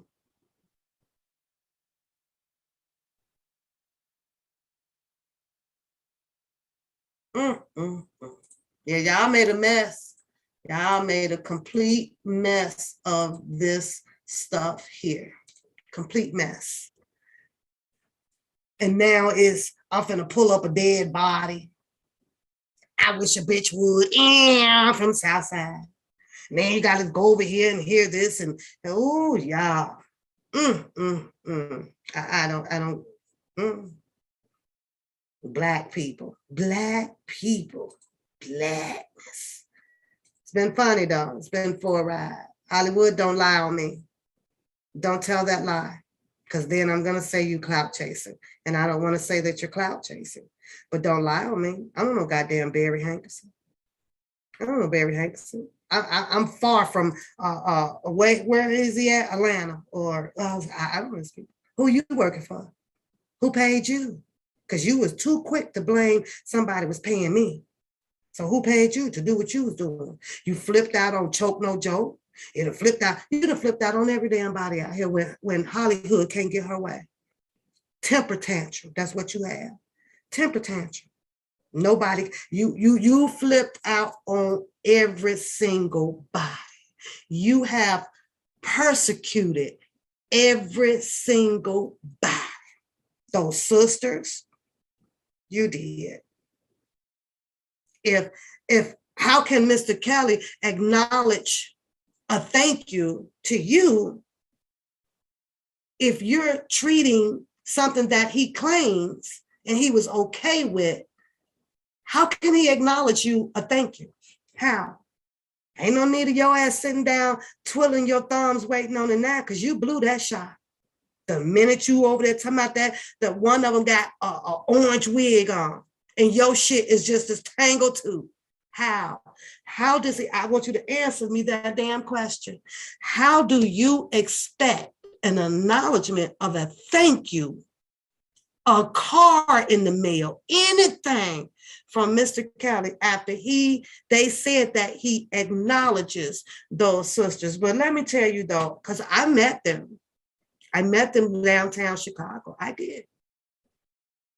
There was nothing wrong with them. They wasn't foul-mouthed. They was courteous, and they were right there going and meet with whatever. Out of all of the things that you have said about those women, do you realize that you can't say nothing else but about their, all you do is their appearance? All you do is just say, well, they're not their sisters, but not once can what they have done personally to him for Mr. Kelly to have gotten that guilty plea up in New York, and then we're down here half flip. Yes, man. You can't call it. What did they do? What did they do? Because they're not the ones either that's on the stand testifying against Mr. Kelly. So what exactly did they do that warrant you to be calling them women all out their names and talk about their hair and all of that stuff? And baby, they're in Hollywood. Now, I ain't no 10. Let me come on this damn camera, because I ain't no 10, right?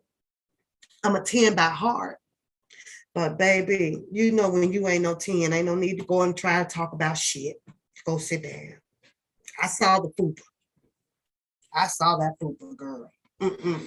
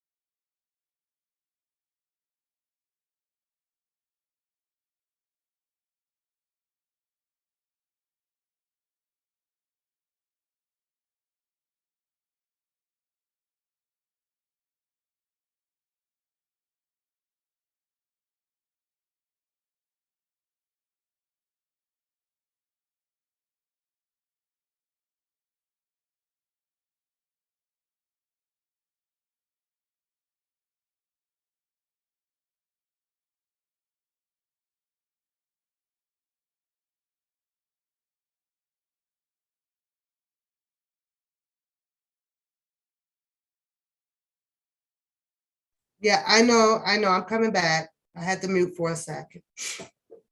I'm back.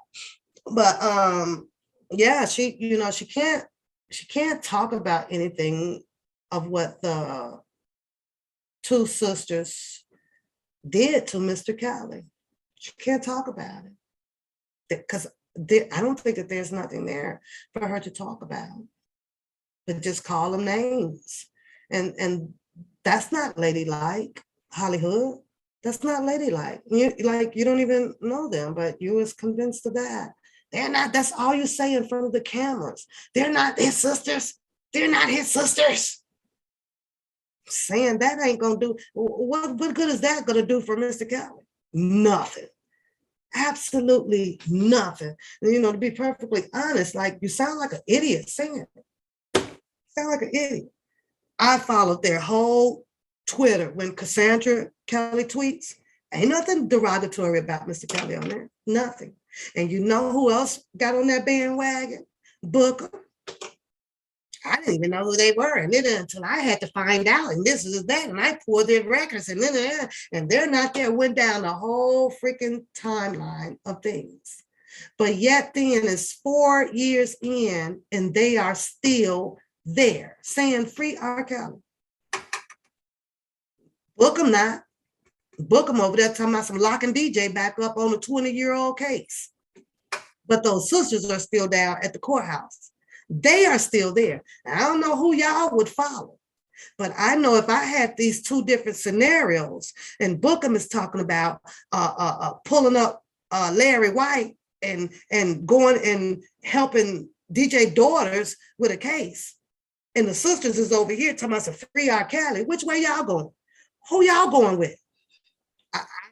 I'm asking for a friend because I had to. My mind made up. I'm gonna go over here where the two sisters, and them ain't they sisters, is saying free R. Kelly.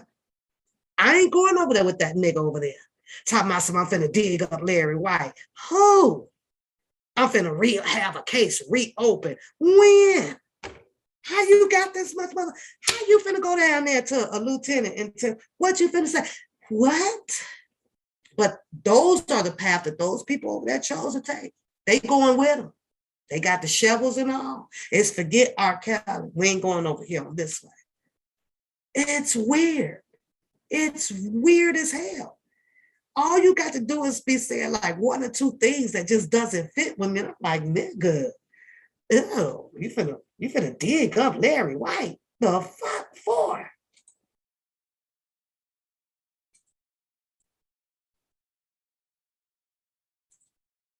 Yeah, my sound is on. It's on. It's on, Shiny. It's on. You said what did Jason say? I just wish everybody could work together. Work together. Yeah, that's a good wish. But you can't, Jason, because there's always someone that wants to be absolutely right and be this leader. You say, Casey say he been out the, I don't know if you're a man or a woman, out the loop and nothing. There's some things that has changed a little bit, Casey. It's not as bad as it used to be. It's not. It didn't calm down quite a bit, except for, maybe one or two individuals, but it's really not as bad. For the most part, you can see the unity growing for Mr. Kelly, especially since he's made it back to Chicago. So I would have to say that I see some standing together. I do. However, you have to be able to depict a lot of people being here. You have to be able to look inside that mirror. And if you're running a YouTube channel, people are going to put on their best performance to grab the people, and now it's just up to the people of where they want to lay and stay and lay. So, but you just find your channels and you just go to what is appeasing to you. Me, I go because this shit is funny. But when it come down to the seriousness of this, like I said, I free R. Kelly all day. I'm just blessed that my brain can depict the bull crap. That's it. But you get everybody fighting to work together. You can't, Jason. Every certain people, Jason, have agendas, okay? You have to look at people who has a financial bearing, having some issues in their life. It's a psychological, mental thing, Jason. Yeah, I'm for R. Kelly, but the man at that rent is doing, you got all these people out here. Shit, you best to believe the player gonna switch up for a minute. So you have those. It's hard. You say Bookham is the one that introduced the sisters. Yeah. So he say, yeah, because they were looking to, I don't know, they said that they contacted him or whatever, I don't even know if that story is true. I don't even know if I buy that, because I remember that. And we were like, why did they have to go through him, And I guess because he was the most vocal. My thing of is, I believe that it was phases first, and then it kind of just ping pong on to, phases probably, let me, get you to them people. But I believe that phases and also did her investigation and everything about these sisters, What I'm saying now is that I can't find anything that they have wrongful doing to Mr. Kelly. I read their Twitters and stuff. What is it? They didn't take the stand and say that, well, yeah, find them guilty. They didn't. I don't see that. They weren't the ones that was up in the house or having the allegations of sleeping with Mr. Kelly. So that's not the problem. That's not an issue. So what's the issue? Yeah, then he turned on them. Yeah, he did. And that story was told, though, Capone. She said, hell, that boy Mount started to doing all of this and doing all of that. So I think it all boils down to that he really wanted to be this leader. He really wanted to have this big movement up under his belt that would have really, really gained him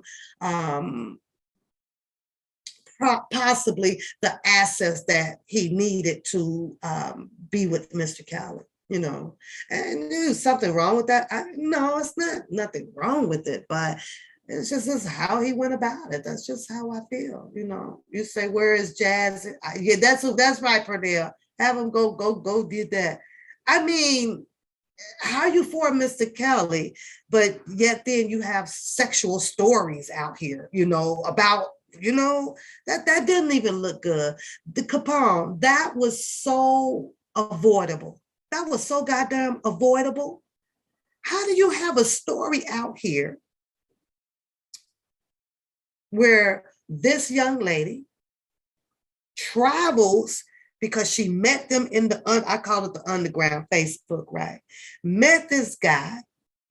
And because he was talking about my pops and my mentor and everything, and that's just part of the story. Because truthfully, somewhere it was told that she got put in play her part by the Angelo. So I don't know, but that was part of the story. Y'all remember these stories out here, but yet then she comes on all of these channels and she tells us stories like, how does Mr. Kelly Minty allegedly ends up screwing the girl who was supposed to have been traveling to meet Mr. Kelly on a fan bus that he put together. How does that work? How do Mr. Kelly Minty allegedly bro, pops, son, ends up digging down 16 times the female that came out to say that she found these people on the fan club page, decided to go down because he needed people to come and support. Wanted to get a bunch of people come and support. The word got out to Mr. Kelly that, Bookham is bringing a busload of people down and support you. We're going to make some noise out here. And somewhere You dick the down 16 times? That don't make sense. Like, huh? And then she tells you the story, not only of one man, she got a story about two men. She got a story about Mr. Kelly, and he sat on her lap, and she peed herself, or he kissed on the lips, and oh, you got some pretty this. And then she got a story about another man that I was in the bathroom, and when I came out naked, and he was in there, and I ain't want to do it, but I had, and we did it, and he humped me 16 times. Huh? How do you get two stories out of that shit from being a mentee, a fan, supporting Mr. Kelly? How? And these are all grown people, right? That is one mistake, if it was a mistake, that clearly was avoidable. Clearly should have not happened and should have not been part of whatever was going on with Mr. Kelly. So can you see that? And he always sits over there and he talks about how a lot of people say things, or if we say this is going to get him in trouble. You know, Don Russell said that that's going to be, but yet then he had two sexual stories out here under the umbrella of Mr. Kelly. That shit was crazy as hell. You say you think Kelly only paid them. What he didn't realize is how rich he was. And they got angry and set him up stealing, got old Kelly knew stealing his money and things. You say here, ooh, Pernell, yes, Muddy. Just like his friends that was jealous of Robert. I agree with you. Joy, what's going on, Joy? I agree with you, don't ask. I do. And I don't do too much agreeing. I agree with that one. I agree with that one. He was behind a lot of those groups. Why though? Why did he need to do all of that? That was crazy. And it only ended up out of all of those groups though, Capone, he only ended up with like a handful of people that he took, you know, that probably trusted what he was saying. But then you had the whole fallout with the Him Too girls. And the Him Too girls was like, he wasn't in there like that. He just put together a fan thing, and we all got down there. Now, Mr. Kelly's accountability. Let's talk about that. Even though Mr. Kelly was going through what he was going through, right? Mr. Kelly should have declined it. You bringing new people around. He should have declined that. If he knew anything about there was a tour bus coming in to support you and go out there to be walking with you, just momentarily, until he had everything tight-lid, from well, I can't say attorneys because he had, there's the Greenberg and Doug Anton and all those people, Becker on tape talking about some making a deal, 500, was it 500,000? Come on, y'all. You say, please play Alexander O'Neill Fake. Is that a song? I'm gonna get a copyright claim. Let me get a copyright claim on that one. You know, you got to be careful out here. Yep. So let me see. Let me look it up and see what it is, honey, because I don't know about that one. They be tearing you up. YouTube be tearing you up.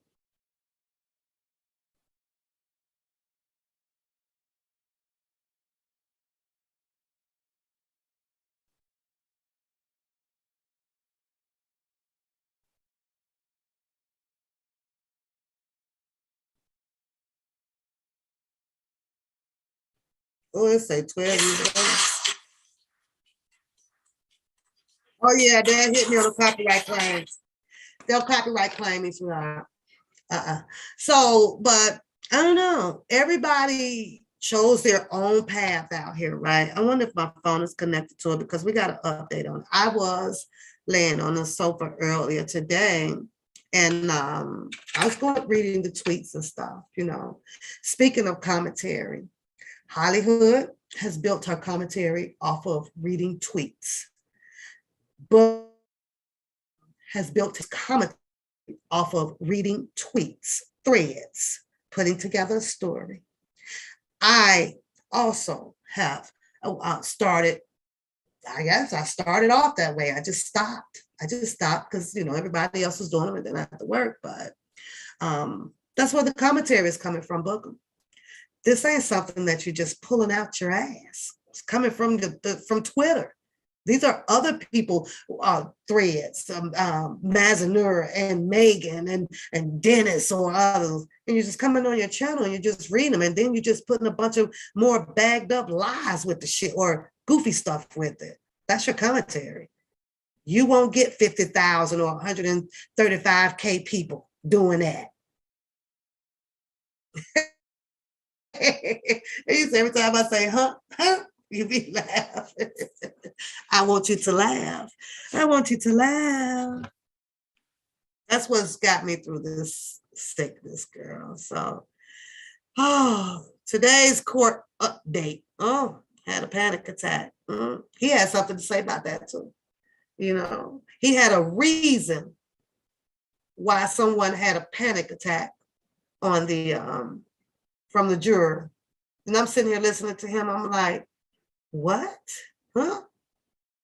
Yeah. Someone told him the story over there and he was like, well, oh yeah, this can happen for this reason and this happened for this reason, when basically your response should have been, oh wow, I hope that person is okay, or didn't. No, he know what happened. He know what caused it. He know who was involved in it, all that shit. I'm like, what's going on, small fry? I'm like, boy, see, that's where you you can smell it, right? I don't know. I can't tell you why and who, none of that. I can't tell you what caused it. I don't know. Overwhelmed, dehydrated. I don't know. I don't know, but he gonna sit over there and tell you a whole book story about that person who was supposed to have had a panic attack. All they had to do is to get a person a goddamn paper bag. Give her a paper bag. Breathe in it. Breathe. Overwhelmed. Exhausted. Book him know who did it. All that shit. He do. The government will rebuttal tomorrow. Then it will be a waiting game for the verdict. So how do y'all feel about the case? How do you all feel about Chicago? What are you feeling now about Chicago? Did they prove their case? Or did they not prove the case? What was the circumstantial evidence that you guys feel that Mr. Kelly will have a hung juror? Or I see that Jennifer Bungean is asking for a mistrial. Probably Sylvia. It was probably, probably so. We should say Sylvia now, because Sylvia gonna get a name or give Hollywood a panic attack too. She think that she just all good on that guy, that slapping case. Sylvia slapped it. Sylvia ain't slapped the Southside Gangster Queen. Like, what was all that for, Sat? They didn't prove anything. The only thing that they was showing was how Mr. Kelly was extorted, con out of things. They definitely trying to, from what I was reading on Mason, let me see if I can pull my Twitter up about thing that was said. Did y'all part where the judge was like, come on, shit, hell, y'all trying to kill me and the juror. Then all of a sudden somebody had a panic attack. The judge is bored with it. The judge knows that it's some buffoonery around, but he has to stay a judge. Let me see if I could pull my Twitter up, y'all, because that was funny. I saw that, and then I saw the part, I think it was on the Megan thing. Let me see. What she say?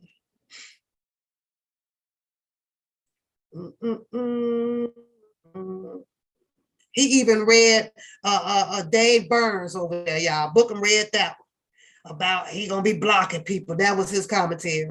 Boy, you ain't got no commentary no more than anybody else out here. Hollywood, she said on the phone, lying to some people about, well, right now, I'm in taking my law degree right now, and I got a test tomorrow. Girl, you going to hell. Girl. And we don't even, and she just randomly, allegedly calling people, attorneys, federal. I need an answer from a federal attorney, she said. And I just want to know if the age is this and if it's a different age for the federal and because I'm a law student. Girl almost played I wish. And they do not allow attorneys to use the word and in the courtroom. She did. She made them calls, right? She said they're telling the people that she was got their attorney. She going to school, y'all. I was like, oh, Hollywood. Girl, they say you tell one lie, they say you gotta tell another one. But I guess she had to use what she got to get what she wanted, girl. She said, and I just want, I want to make sure that I could pass my test. Test? Law school, you smoking that hook, aren't you? You was over there smoking that hook, girl. Cut it, girl. I was over here cracking up. I'm like, did she just tell those people that she was? And just a coincidence, right? The attorney that was giving her the answer, right? All of a sudden, just so happy to say, yeah, kind of like what Mr. Kelly going through. Huh? I was like, Lord have mercy. This shit don't get no worse, y'all. Let me see. Well, did Megan posted something today about one of the arguments that went on. And I was like, that's interesting. Let me see if I can log on.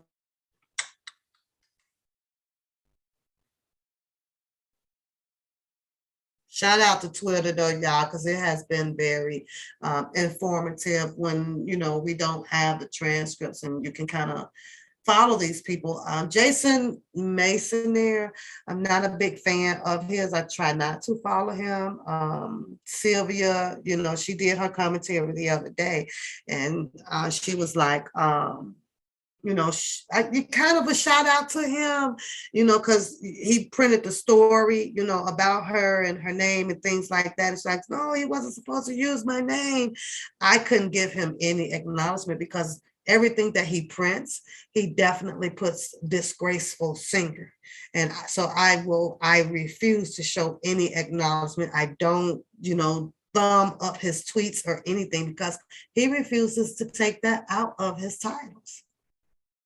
The jury fell asleep. Lord. That was a big argument about Lil' Kim going on too on Twitter. So, but shout out to Melissa. Melissa be on Twitter, y'all. I swear, but I mean, don't nobody cross Melissa on Twitter because Melissa gonna let you have it, y'all. She gonna let you have it. She gonna let me find this Megan.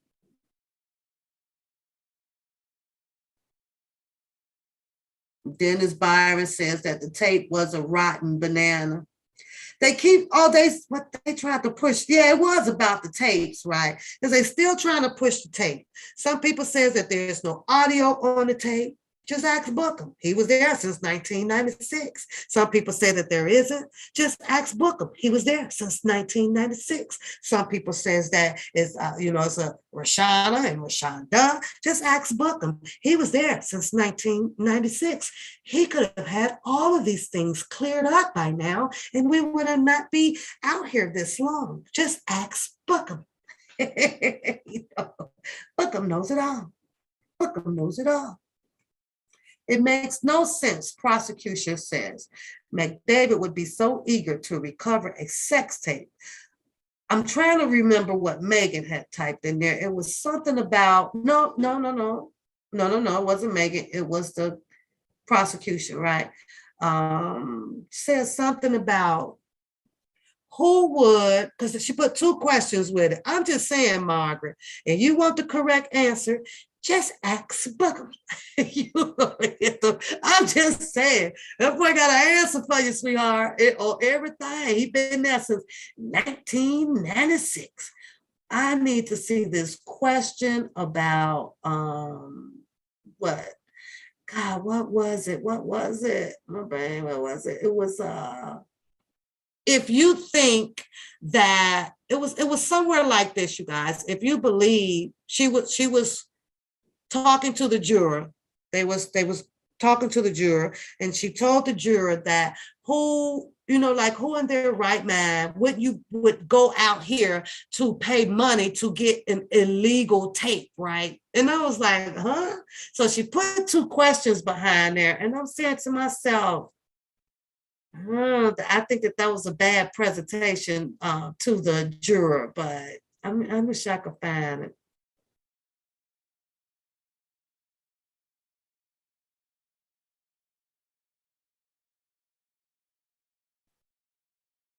Okay, I think let me go to Megan. It was funny though. I'm like, are these questions? You're asking her questions? Let me find it.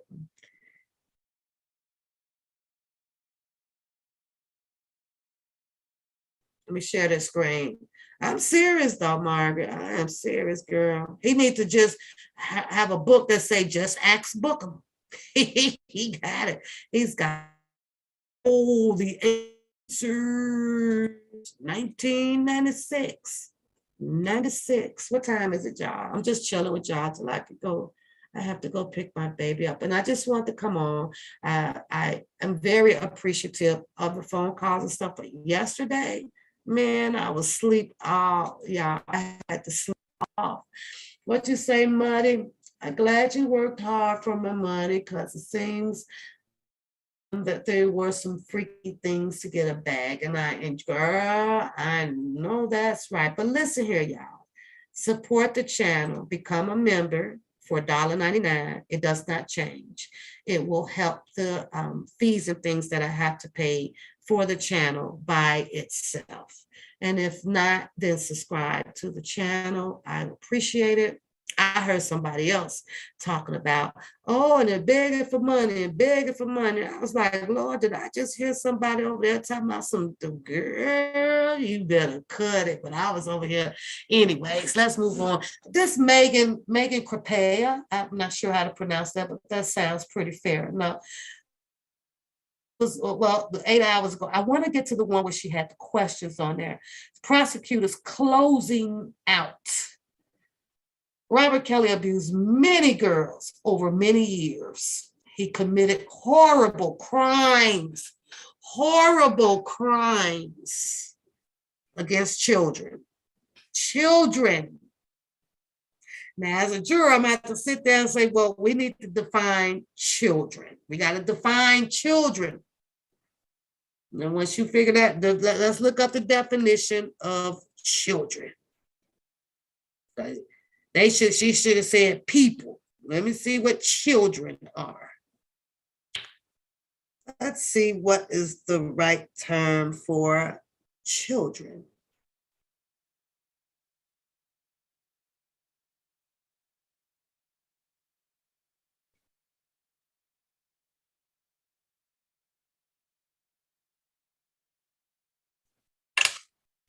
A young human being below the age of puberty, or below the legal age of majority. Did any of the females that testify against Mr. Kelly seem to appear below puberty to you guys? Anybody? Anyone? Can y'all name one? I don't know. Hollywood getting, because there is no way to be all over the place like she do for that type of attention to grow a channel. The Book of Bookham. I like that one. I got the pen. I got the pen that, Jenna.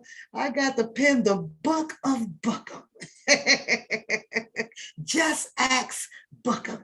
I like that one. I like that one. None. They seem to all appear above puberty. I can't even say that, puberty. They did, but let me say children. And he didn't do it alone. This is their arguments. All these years later, the hidden side of Robert Kelly has come to light. The truth has come out. There you go, Jason. So you can look at some of these. The victim, being referred to as Brittany, did not testify at a trial. When I see the Brittany and the what's the other one? All these people, right? Where's the cases at where it's the parent against Mr. Kelly? Where's the cases at? I can't understand that. I can't understand like Brittany or Tiffany and all of these.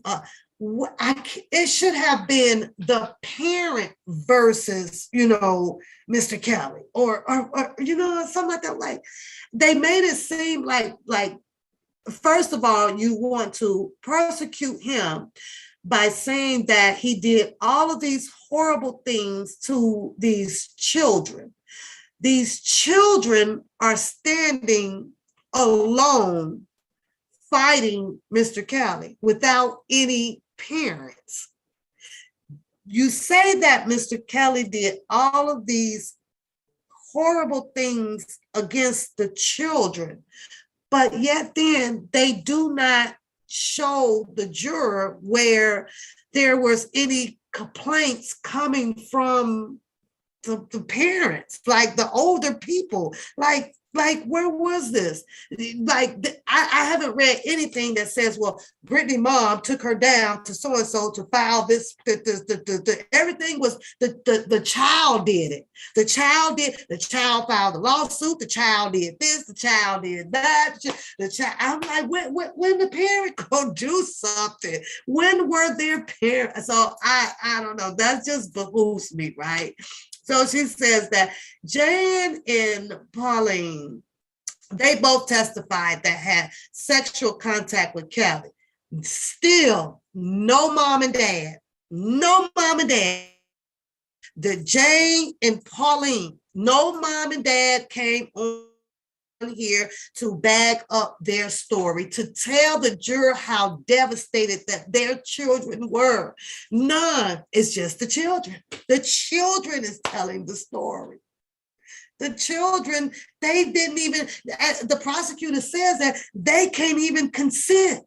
Well, then they shouldn't be up here telling the story as a child. The parent is the one that would be understanding what did happen and can explain it. If it was your, and you go in there, well, my daughter told me this, my daughter said that, and and we're fighting to the last tooth on the comb, right? And but you don't hear that. The children filed it, honey. The children did. Children can drive. You can get licensed now at 15, but children can't have consent.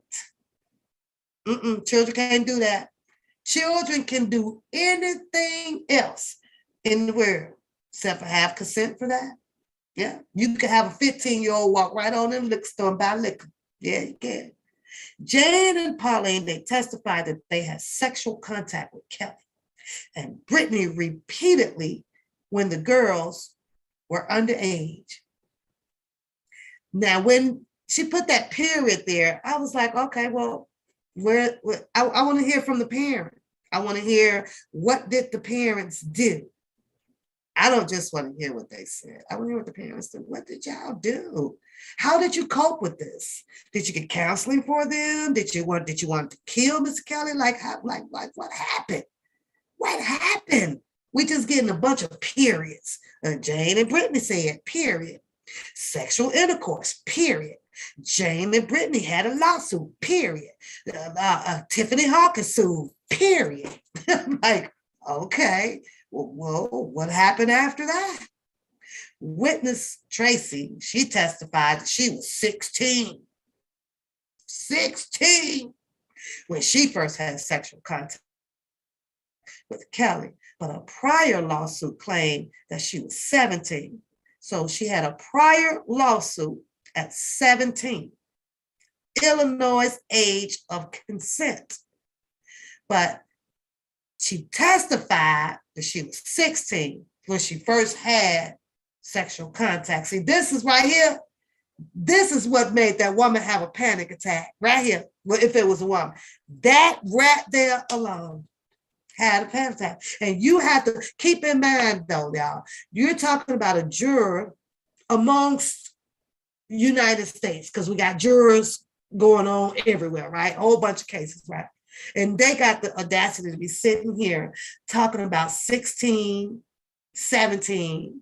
And you best to believe that there are some women on that juror that then had kids, that had sexual intercourse, possibly at 16 and 15 with a 20-year-old, 21-year-old, 4 babies by the age of 19.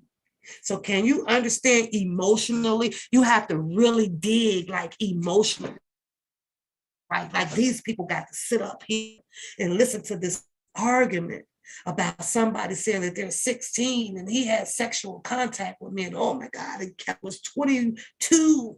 And they sitting there with the same scenario, the same scenario.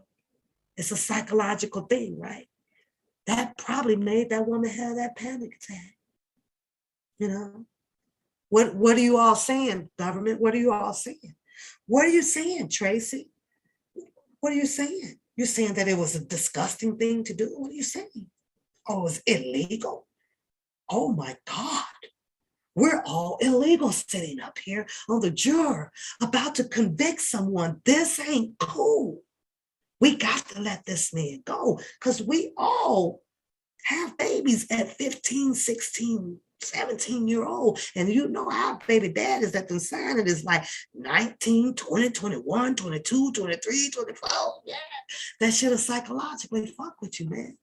It'll mess with your head that they have to sit there and preside over something that they just may be, if you understand what I'm saying. And they bring this stuff out here to fight this. See, they want that maybe they should ask the juror those questions. How old were you when you had sex? It ain't none of their business, but I'm just saying. Since this is the type of case that you want to try, you may have to get a juror up there of people that didn't start having sex until they was 30 to understand this shit. Because at 16, when the whole wide world is screwing at 16, I can't understand this shit. I can't understand shit. Like, we didn't know this shit was wrong. Everybody, we all had babies at 16, 17 for the older guy. They needed to ask, you know, but how old is your baby daddy, juror number 5, when, you know, you was having sex at 15? Oh, he was 27. What you finna do, arrest that one? I'm just saying, what you finna do, put an indictment out on that one? I'm just saying. Whole world fucked up, man. Shit fucked up. Prosecutor saying, however, for that specific charge related to Tracy, all that matters. That's what the bold print, that all that matters is she was under 18. That's all that matters. This is what they done fed the juror today. That's not all what matters. What matters is, I can't even say that, not under the age of 17. And of course now, you know, you got the whole thing out there that, oh my God, federally, they had to be 18, federally. When I'm sitting here, all of us, this is what I tell you about the laws, right? Because put a 1 in the chat with all of the stuff that you guys have dug up on the state and the ages, right? To see if it was legal or not. How many of y'all came across something that showed you the difference of whether if it was a federal or state? It just comes up showing you just the legal age of consent, right? It doesn't break it down to federal or state. That it didn't do that. I can click on it right now and show you all of the things up under Google. It's just going to give you what's there. How the hell did we supposed to know that they got some separated goddamn laws about a federal is 18? How? So one common law.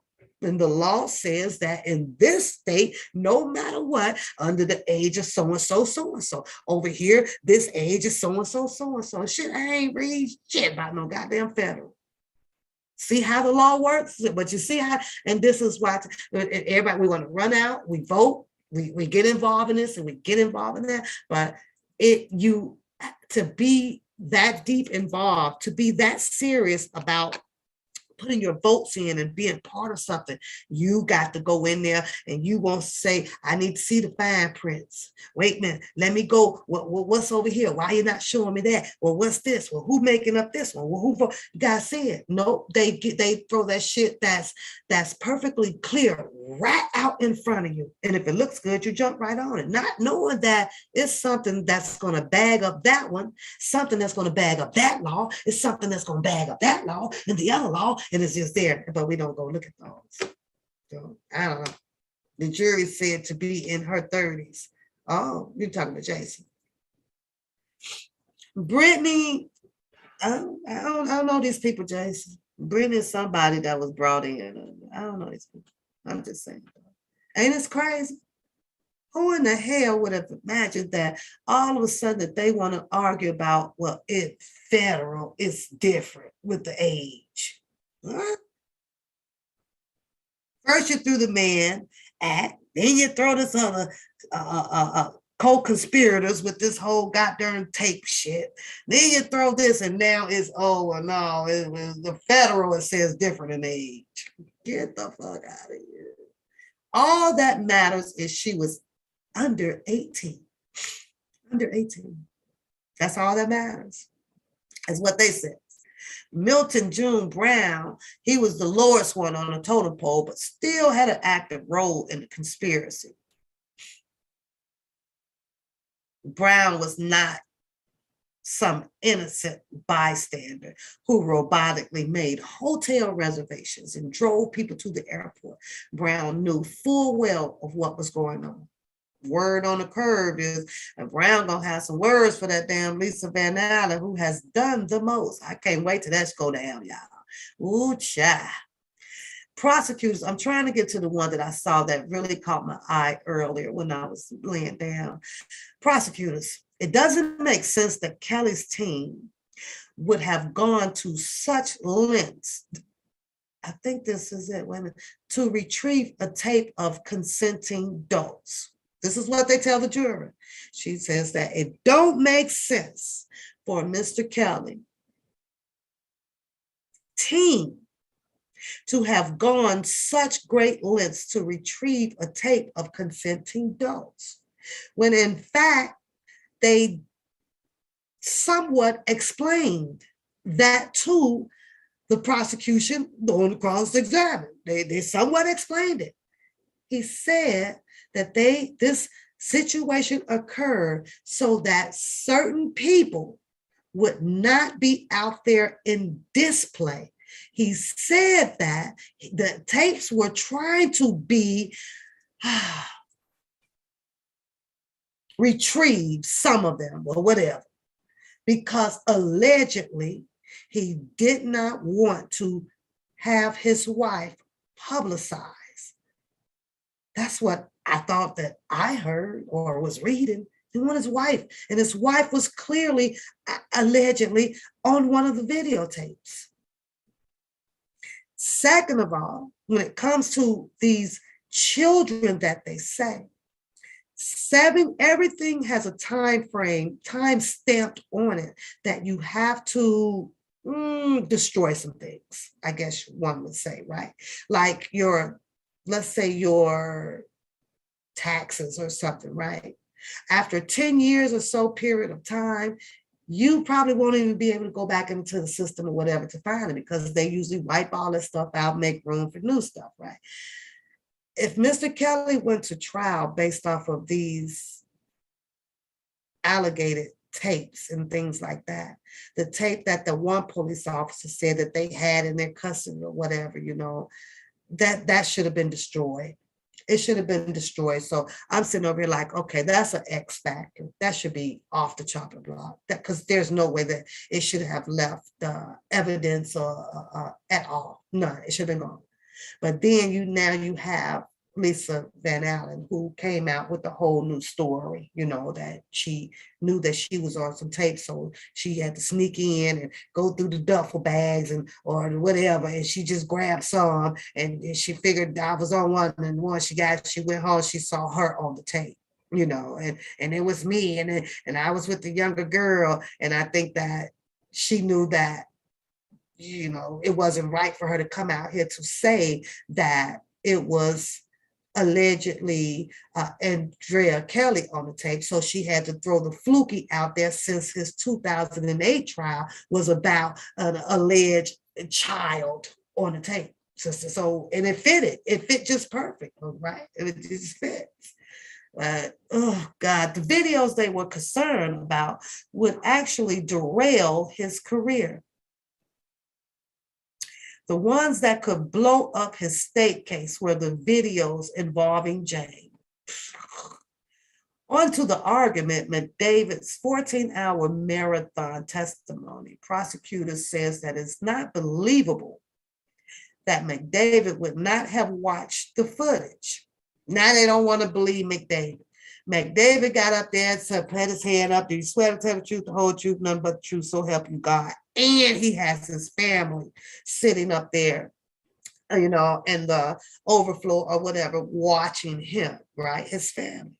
So you mean to tell me that McDavid is going to get on this stand and clearly lie and say that the opposite of what she's saying? He said that he did not watch certain parts of whatever. He couldn't understand what he was watching. A mole was jumping around, some stuff like that, right?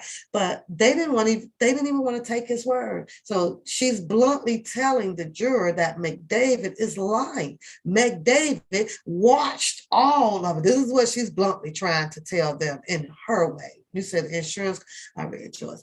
Prosecutors say it's not believing that McDavid would not have watched the footage. He was involved in recovery. He claims he never saw the tape despite being the person who is authorizing the payment after payment. So that's where the prosecution is clearly trying to paint Daryl McDavid as, he's lying. Don't believe what he's saying. We believe that he did watch it. And he set the stage up for everybody to get paid. So they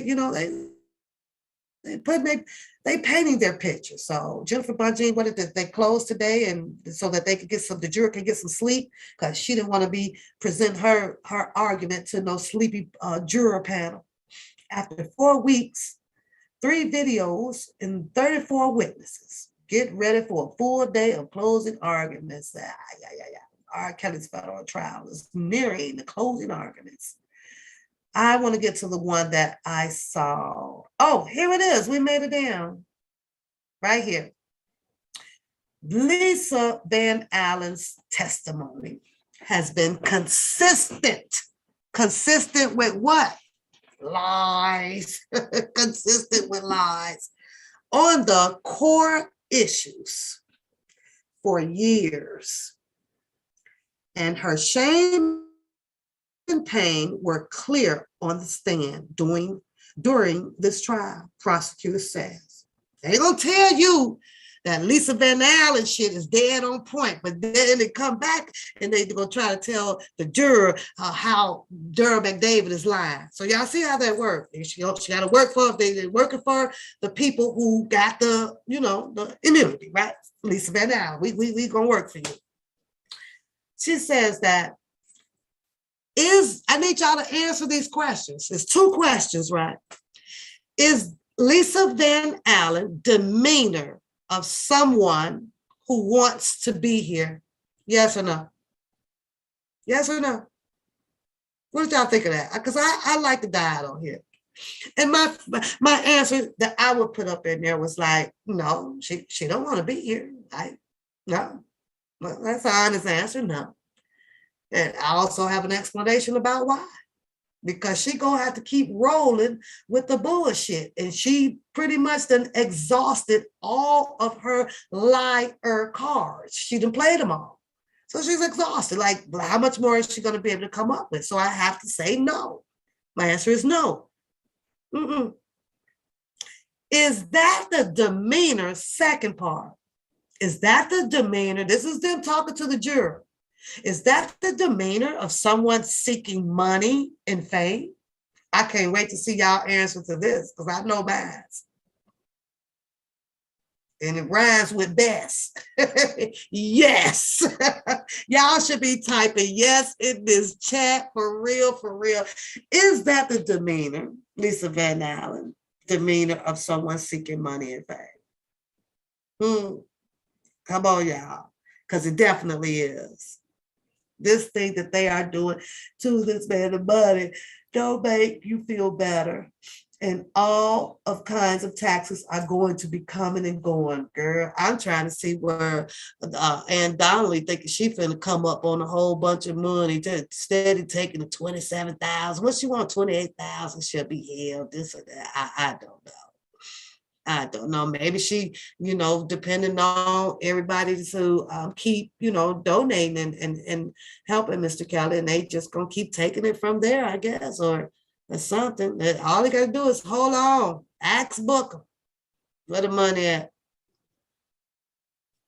Ask Booker. Well, you guys, I am reading quite a bit of the tweeters. I read them to stay up, updated just like you guys. It's been fun. I wanted to tap into everybody. One day, maybe you guys will call in a little bit more frequently and give your opinions on some things other than that, because y'all know I talk my butt off over here. I surely will. But I got to go because Dakota has to be picked up in less than 20 minutes now. Everybody that reached out to me or attempt to do so. I had to sleep it yesterday. I really had to. My body was just down. Feeling a lot better. Not gonna play with this stuff. I'm gonna back in my mask and everything. I'm gonna retake a test before I go to bed tonight, just to make sure that I should, go head back to work and stuff though. But I appreciate you guys as well. I appreciate you guys coming and laughing with me. I don't make anybody's decision up on who you follow, where you go, or what you do. I'm telling you that these people cannot lead my brain nowhere where it will not go. No, thank you, Pernell. Thank you. Thank you. So I like to sit back, depict some of their stories and laugh at it or whatever. But nah, and Hollywood's just out of line with that one, right? Like, I will Capone. She is so happy that she's working, Ooh, I get paid on Thursdays. I'm like, ooh, your little $100 should be nice. But I just picking at her. She wanted to go. I did not want her to go. But her and my grandson, they said forget it. So they're over there having a ball, working together. That's all. But I would definitely tell her you said hi. I like the way I changed the studio around. I call it the studio office. It's a little bit more comfortable. And I think I got the Wi-Fi pushing a little bit stronger now. So we'll see how it goes. So you say, do you think Andrea Kelly slept with Lisa Van Allen? No, I don't. But before we go, Jason, I'm going to play this here for you. Okay? Something dropped out here. I'm just going to play it. I'm not going to put it up on my screen. And hopefully it's some truth to it. We'll see. But the word on the curb, Jason, is Buku, Mr. Kelly's daughter, is not too fond and happy with her mom right now. So I'll play this on my way out so that you can hear it, And we'll have to wait and see, what goes from there, So, but here you go. Take a listen. You are welcome to HN What's Your Say? Can I get a disclaimer? I do not own the rights to this show video. where we discuss real issues with real people like you. Then We I are have still to go. featuring R. Kelly. Real name Robert Sylvester Kelly, aka the R&B King. Joanne Kelly has probably been the most affected by the controversies facing her family. She has been her mother's most favorite companion during the past 3 years, trying to help her heal from what she alleged to be years of abuse when she was married to her father R. Kelly. Andrea alleges that her father was abusive to her, and that he is the reason they have suffered so much as a family from public scrutiny. Andrea Kelly made sure to move with her daughter Joanne to various media interviews, where she spared no word in describing the worst of her father Robert. At one point graphically describing the alleged abuse, claiming he one time arm twisted her, and another time almost suffocated her in his Hummer. Her mother managed to get away with plenty of these claims, in turn receiving public sympathy, and making a fool of her ex-husband who has been quiet all this time and not said a word in retaliation. What disturbs those that watched her talk the most is how she slowly intoxicated R. Kelly's children to make sure they hated him so much, and to make them feel like their estranged father was the reason society was hating on them. Little did the children know that their own mother was actually involved in threesomes with the likes of Jane and Van Allen, and that is likely the way they got here. Joanne Kelly has never imagined that her mother Andrea could have been the main actor in the actions she claimed their father was involved in. Only until prosecution witness Jane took the stand and spilled the beans did Joanne begin to realize that her mother had all this time been hating on her father for no good reason. And worse still, she tried so much to involve the whole family in her hate campaign for no good reason. Just like Joanne pledged never to hate her own father, she doesn't plan on hating her mother either. She is just angry with her for her selfish behavior over the years, making her father look like their real problem, causing him jail time over child support, and finally conniving with Dream Hampton of surviving R. Kelly to cause the pain their dad is now enduring being locked up in prison. Joanne Kelly now wants to fight for her father's freedom more than ever before, considering she doesn't even know for how long she will be with her mother before she gets subpoenaed. It's only now that she is beginning to understand that her father is indeed the better option of a parent, considering he even put his freedom on the line trying to protect Drea, who Make sure appears you in come the back, video girl. evidence he never wanted the world to see. On one of my most The funniest Chicago days, because trial I'm has still a made little so many sick, that's revelations all. about my father, she says. I have come to learn that these women against him are actually the reason he is now broke, and probably the reason he was never there for me enough growing up. After cutting his own family short when they were with him, even now they want everything that's left of him, with completely no consideration that he too has children to take care of. While they beat down R. Kelly, none of the women has come out to speak about the welfare of his children as a point of concern, yet they all claim a moral high ground like they are saints from heaven. We fans have been wondering all this time why these now fully grown women have not spoken even a word about the likes of Joanne Kelly, and how this may affect her life. All they want is to grab what's left of her dad and leave him for dead. How mean.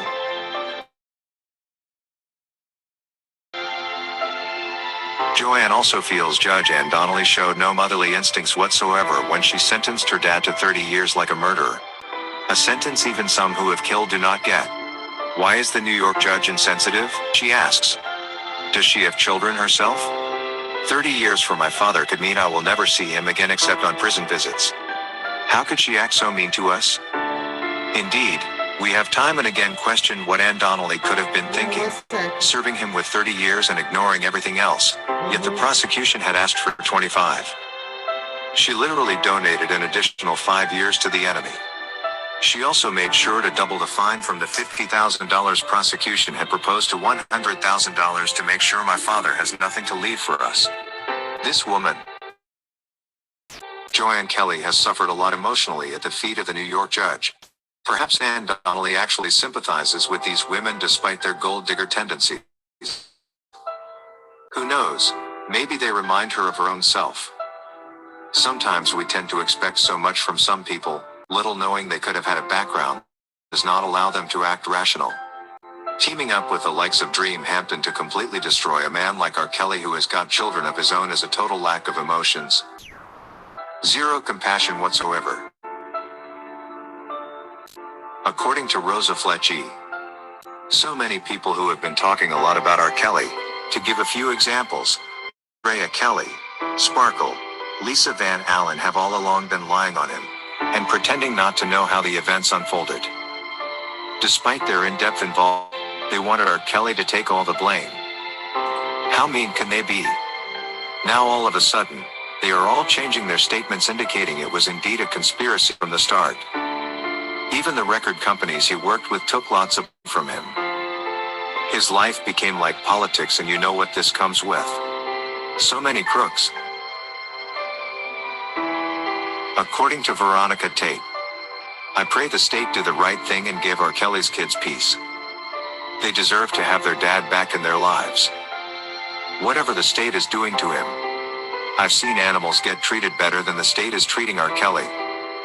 It seems that there is some sort of racism that is playing a role in this.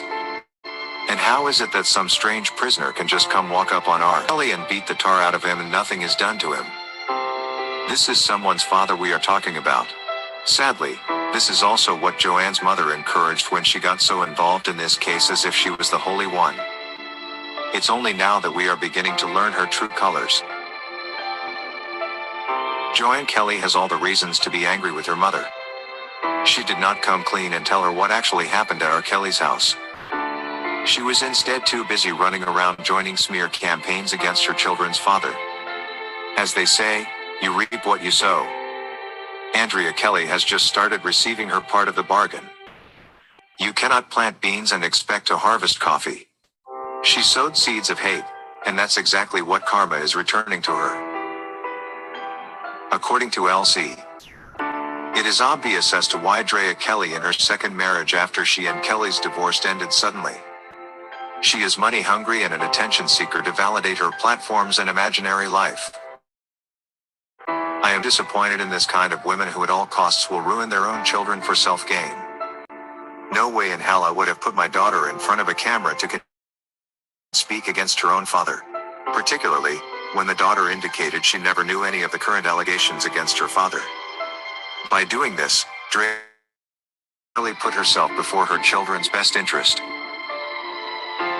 That is all we had for you today on HN What's Your Say. To keep updated, we post. You guys agree with that message? You guys think that she put herself before those children? It's what he is implying. This is coming from HN Newsroom. Shout out to his commentary, whoever it is, I don't know, but shout out to you. I believe that a lot of people thought that, whoa, wait a minute, there's children in play here. What are you doing? What are you doing? The fullest extent, and got on every platform, did every freaking thing that she can do it. The point she got Buku on a show herself, and Buku sitting there, and the one that I can remember, and she's hesitant of agreeing with some things, and Drea, well, I'll let her speak for herself, and she can and do this, and you can really tell that in the intensifying of her body, like she wasn't relaxed on that show. Like, well, okay, well, I really don't know. I just remember playing and being a child, and this or this or that, and her mom turned it into a whole bunch of stuff that was out of her league to have to deal with as a child. I'm like, I don't know, y'all, but it's a good topic to talk about. There's lots of comments on there. I can go through them for days, but there's a lot of people on there saying that no, she caused the children to suffer, suffer from generational wealth, suffer from emotional states. They don't see their dad. Hopefully they are now in touch with them. Hopefully, he's got them on his core links to email and everything. And hopefully Buku is old enough to know his real story, his truth. So hopefully he has done that with her, and one of the boys are too, or the other girl, whatever she is. I don't know what she is. Hopefully that they've done that behind the scenes, but look out though, Book him or no, that boy know everything with his lying ass. I gotta go, y'all. Have a good night. I'm out of here.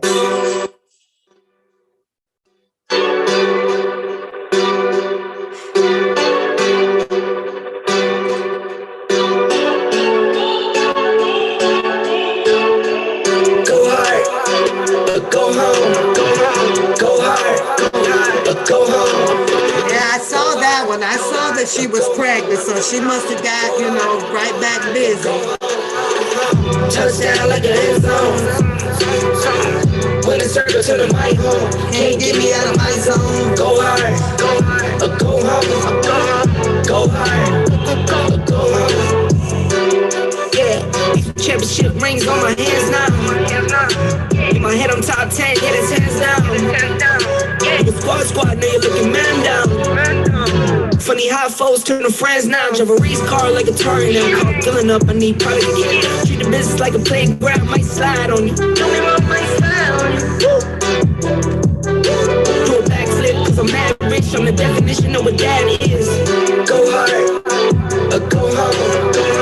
Go hard, go home. Go hard, go home. Go hard. Touchdown like an end zone. When the circle to my home. Can't get me out of my zone. Go hard, go hard, go home. I'm a warrior, I go back to back, then go back to back. If I top the top, then the double back, and I'm topping that. Yeah, I beat my own records. Yeah, I gotta get money fast. Same team, I don't set trick. Never dull, this electric. When and put the Vicks on my toes. Me and bro, go. Stay 100, SO. Keep them coming, I know. I won't flood my wrist, no, I'm not dumb like that. No. I just wanna give my mama 100 racks. Go hard, go home. Go hard, go home. Go hard.